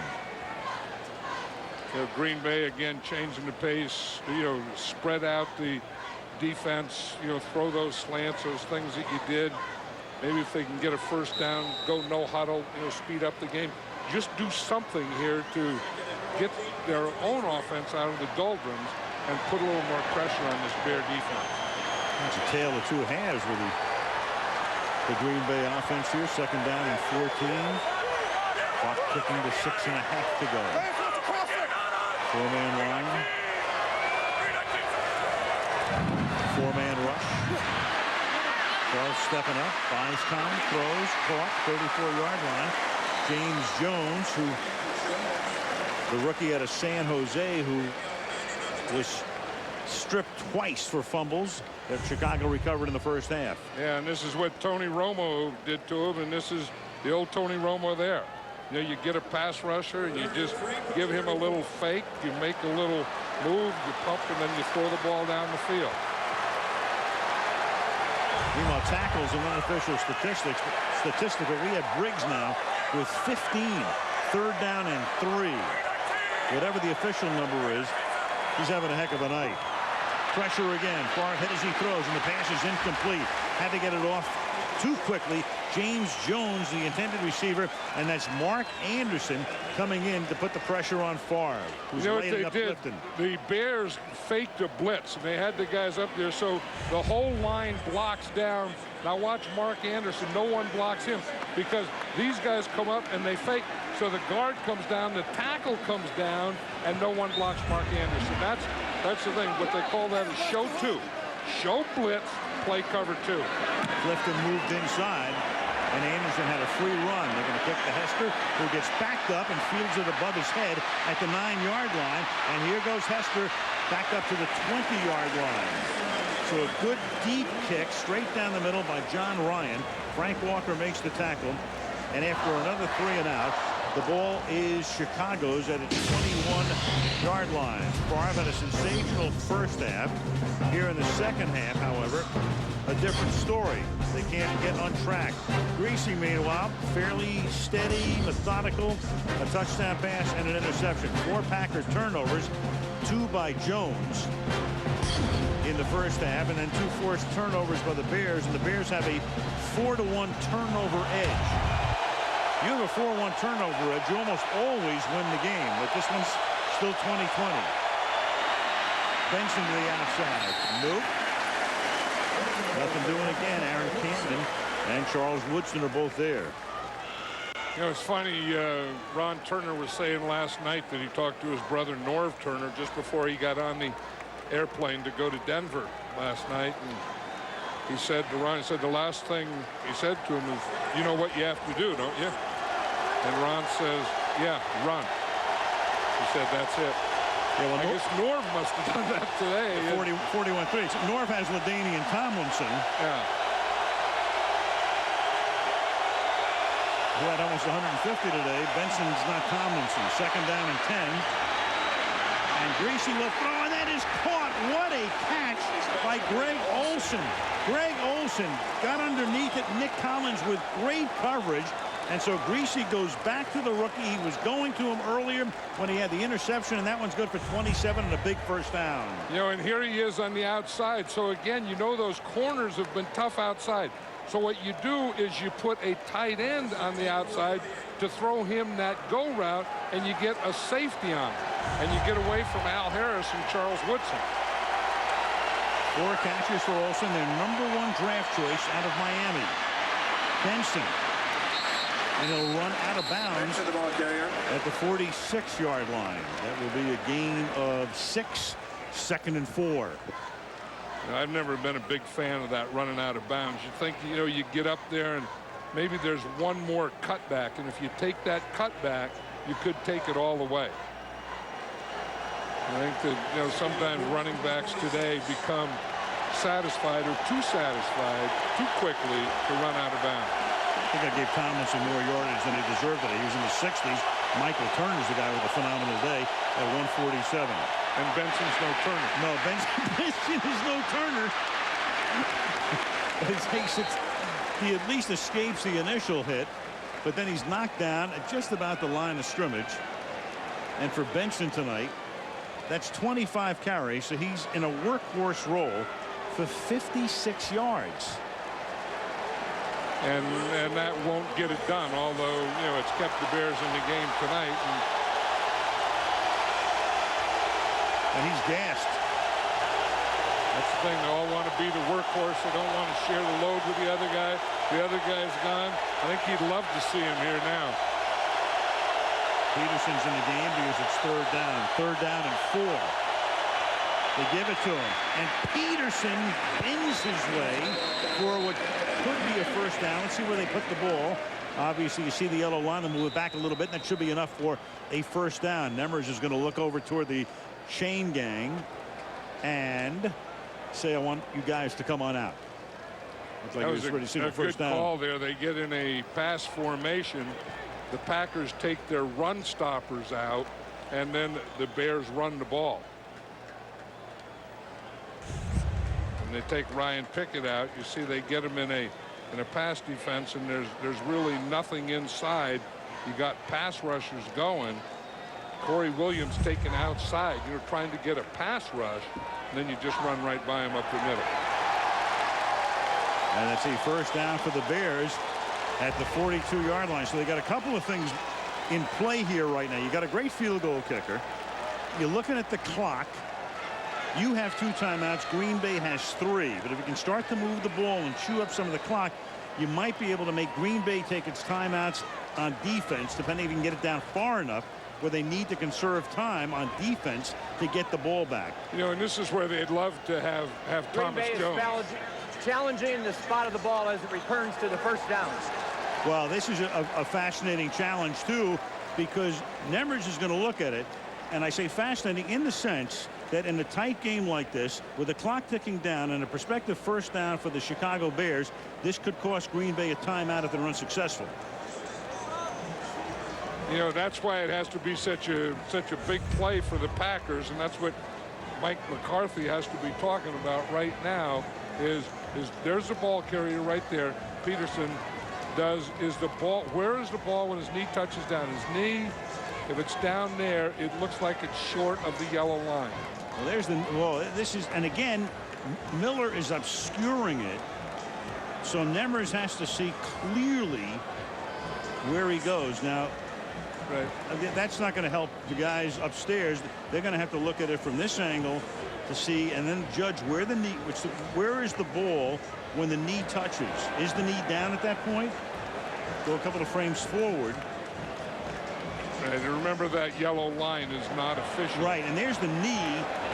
The ball is right about on the yellow line. Now again, that's where they called it on the field. I know, what do you do? Move it back 3 inches? I don't know what you do in this situation. I think it's such a big play for Mike McCarthy because, you know, if they have a first down, then it's a new set of downs and more time's going to go out the clock and those types of things. And he's just trying, if there's any chance of it, you know, he wants this to be 4th down. But again, the risk he runs is losing a timeout at this point. Again, when is his shin is down, but his knee is up. Now his knee is down, and where's the ball? And where's the line to gain? Right, as they say.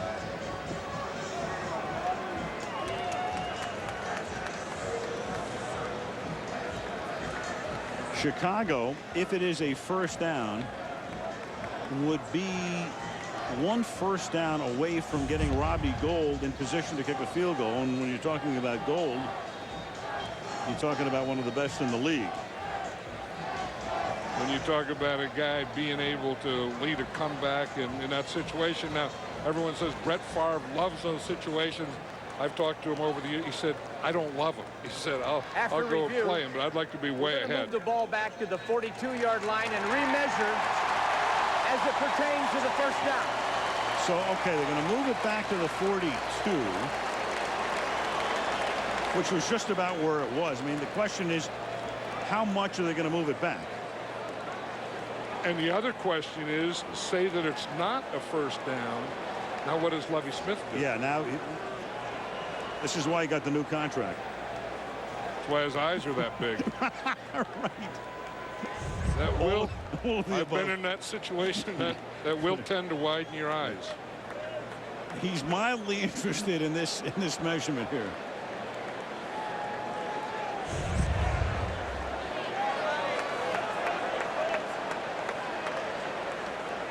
Ooh, is this going to be close?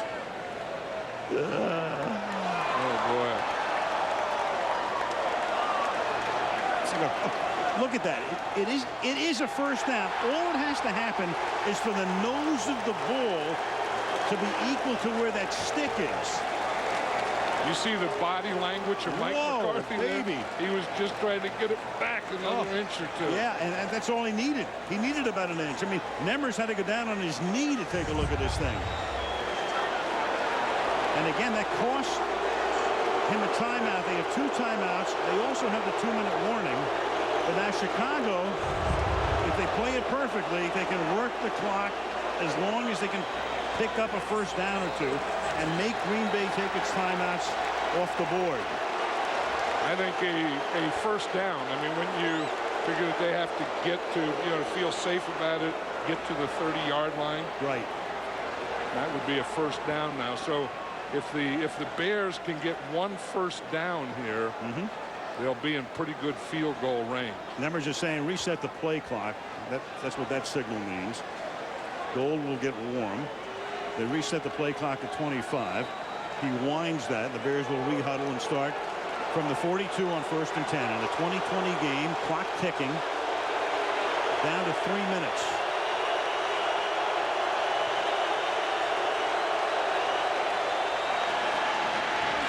Now Benson. And Benson this time with some tough running just when they need it to the 35-yard line. That's a gain of 7. And it will be 2nd down and 3. And that was exactly right. Benson with some tough running just when they needed it.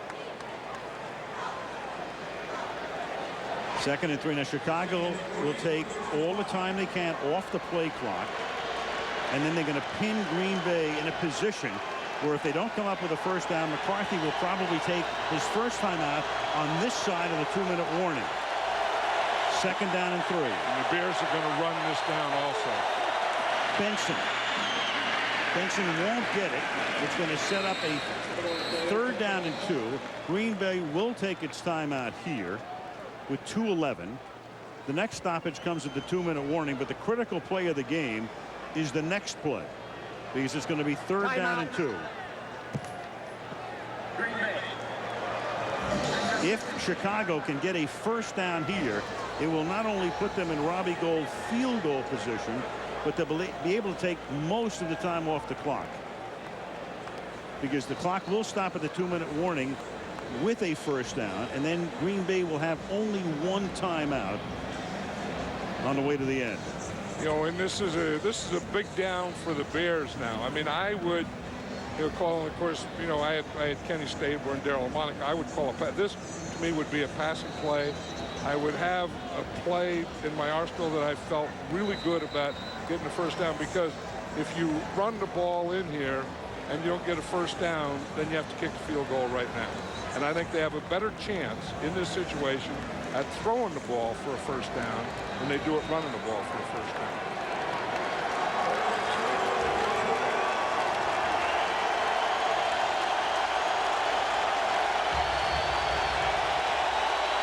Third down and 2 from the 34-yard line. And Greasy throws off the play fake to Desmond Clark. Touchdown, Chicago. Greasy and Clark, teammates in Denver, reunited in Green Bay on a night when Chicago needs a win desperately. You know what I think he was trying to do is go play action and throw the ball out in the flat. The flat was covered, and then he looked deep and saw Desmond Clark. But that was the play. I mean, I think it would have not been smart to run the ball in on that situation. That was what they had to do. I think that was a great call by Ron Turner. And that really quieted this crowd down, didn't it? They'll get noisy in a minute when they get the ball back, but they're going to be down by 7. Go over the extra point. You know, I'm thinking of something here too, John, which is in play, in my mind at least at this point. When McCarthy challenged the play, he didn't get the first down, but in effect, he won the challenge because they moved the ball back.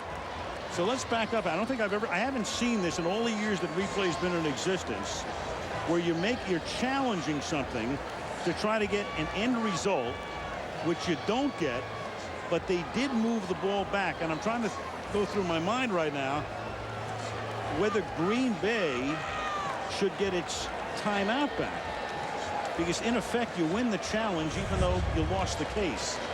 You know, let's watch a touchdown again here. See, here's the play fake. There's a fullback going in the fight. This is where I think he's going, but then he looks up and he sees he has a tight end down the middle. Now look, the safety comes up on that one. The linebackers come. Everyone beats. It was Nick Collins' man, but Nick Collins was so intent of helping on that run that he's going to let Desmond Clark run right by him. But see, they did get the flat covered. And I think that's where Brian Griese was going, to try and get a first down. And lo and behold, look what he found. He finds Clark. Not that you could possibly think about it if you're Desmond Clark at that point. But if you go down at the 3-yard line, he did. He did what he had to. But getting back to your thing, I think you're right that they should give Green Bay back a timeout because he did win that challenge. Tramon Williams will take the ball back to the 27-yard line. And we come to the 2-minute warning with $1:58 remaining officially. And Brett Favre with the ball in Lambeau Field. Down by 7, trying to stay unbeaten at age 38. Last week, played decently through 3 quarters and then was part of the Chicago meltdown. Tonight, a slow start, but a good second half. The numbers aren't anything to write home about, really, even though Bob would take a collect ball, we know, in Miami. But 15 out of 25 for 214, 2 touchdowns.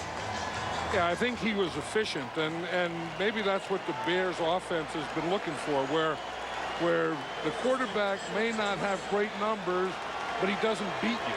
I mean, Rex Grossman was, beating themselves, and Brian Griese did last week. Tonight, he didn't beat himself. Green Bay has 1 timeout. 1st and 10. The ball is at the 27-yard line.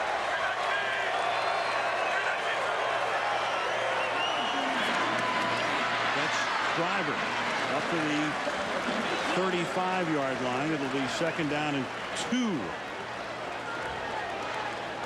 With Brett Favre, this is plenty of time. I mean, I think this is a way they can change the pace of this game anyway. Probably something they should have done earlier. They'll kind of go no huddle, get the shotgun, spread them out. This is the Packers this year. That's only the 2nd first down of the half up to the 42-yard line. That's Donald Lee. They have a minute and a half to go 57 yards with 1 timeout. Just to finish that timeout scenario, when they challenged that it wasn't a first down. They lost that part of the challenge even though they moved the ball back. So it's a very technical issue, but they were charged rightfully a timeout. To the 50-yard line, Donald Lee makes the catch. So dinking and dunking their way up the field, and we'll be under 60 seconds on the next snap. And they're right, and they're giving them, all that stuff in the middle, those slants, all those things, and Brett Favre has to keep taking them and hoping that one of these guys can break a tackle. 2nd and 2. Too deep, taken on a new meaning here. They are very deep, and that's almost intercepted. And when you look at Tillman on the ground, if Chicago wins this game, you have to go back. And I don't know what's going to happen in their season, but his 2 forced fumbles tonight were the gigantic plays in this game, because this game could have been 21-0 without what Tillman did in the first half. Right, and they were both against the rookie James Jones, where they had completed passes and good field position. Tillman had good coverage, knocked the ball out, and the Bears got it. Tillman kept the Bears in the game. 3rd down and 2 at the 49-yard line. Look how deep the linebackers are. And that's a great catch made by Jones, who has to reach back. He's at the 41, but this is not an efficient use of moving the ball down the field, and they're taking a lot of time. We're down to 25 seconds. 1 timeout. Field goal does them no good. 20 seconds. Taking forever on this drive. And again, a dink and dunk. To the 31-yard line, they're going to have to take the timeout. This is Morency. So timeout, and that's going to leave them with maybe 2 plays. Let's go back to those plays by Tillman. It was 7-0 Green Bay. They were doing everything they wanted offensively. They were going in for a second touchdown here. Tillman created that. They were going in for what would have been another touchdown there. Tillman created that. It got Chicago at least a chance to get back in the game. They did at one point trail by 10. But if you win a game like this, down by 10 after the first half Green Bay had, in Green Bay, on a night you had to win, that's a season saver. I know it's a little bit of an overstatement in October, but it's as close to it can be on October 7th. No, but that's right, because the dish could have run away with the spoon there. I mean, it could have been 21-0, 24-0, like that, and then it was just, they didn't get a separation in the score because of Charles Tillman. And when it would have gotten to that, the standings would have said 5-0 and 1-4 instead of 4-1 and 2-3 if Chicago can hold on. This is going to be tough. You got to have 2 or 3 guys going deep. And that is not caught at the 13-yard line. That's James Jones. And Chicago setting up that picket fence along the goal line, so you're down out of 8 seconds. You have to get, double goes on one side and double posts on the other side, because, as you say, they got that too deep shell, and you have to be able to split those guys deep. So you can't throw over the middle. You're not going to have time for another play unless you throw to the end zone. It's the end zone or the sideline, period. Yeah, see, here's the 2 safeties. They're deep, and if you run a post at one, you may be able to slide by the other one. It has to be double or 3 on one side. 4-man rush. Favre's going to launch one into the end zone.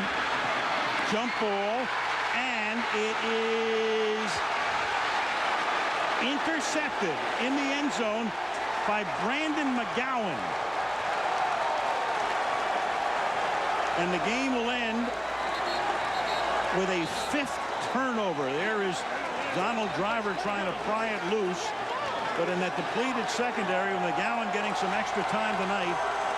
And there's Manning coming off the bottom of the pile as well, and everybody is back there. A 5th Green Bay turnover. There's McGowan. When McGowan gets to the highest point, it looked like Donald Driver was up there also. Number 80, you see his hands go up. McGowan's hands just go up higher than Driver's. And on a night that started out so beautifully and brilliantly, it's going to end with Chicago winning and Brett Favre, among other crazy things, tying George Blanda's record for most interceptions in a career, 277.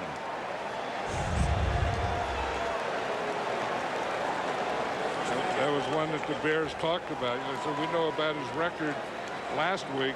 We want to get another record for him this week. Well, they tied it, and this kneel down will end it. And what a win for the Chicago Bears. After a first half in which Green Bay, for the first quarter and a half, looked absolutely unstoppable, and Chicago could do next to nothing. Course trailer player of the game. Chris will join us. Brian Urlacher had a phenomenal play as well. Huge, as did Tillman. It's all on our Sunday Night Football postgame show when we come back to Wisconsin. Jay's got a killer week of all new shows with My Name is Earl's Jamie Presley, Ben Affleck, Joaquin Phoenix, Christina Applegate, and headlines. I think Capu looks a little grumpy, wouldn't you say, huh, Capu?